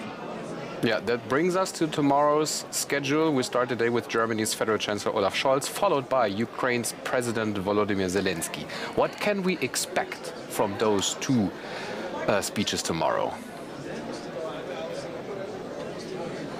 There is a pretext to both speeches that is happening today in Berlin and Paris, with Zelensky visiting both capitals and signing bilateral security assistance agreements. So after the UK, now also Germany and France have those agreements. And of course this will shape his speech, also the speech by the Chancellor. And I think both of them will build their speeches around the necessity to support Ukraine. And we are having this discussion tomorrow while in Avdiivka in eastern Ukraine the situation for the Ukrainian armed forces is very dire.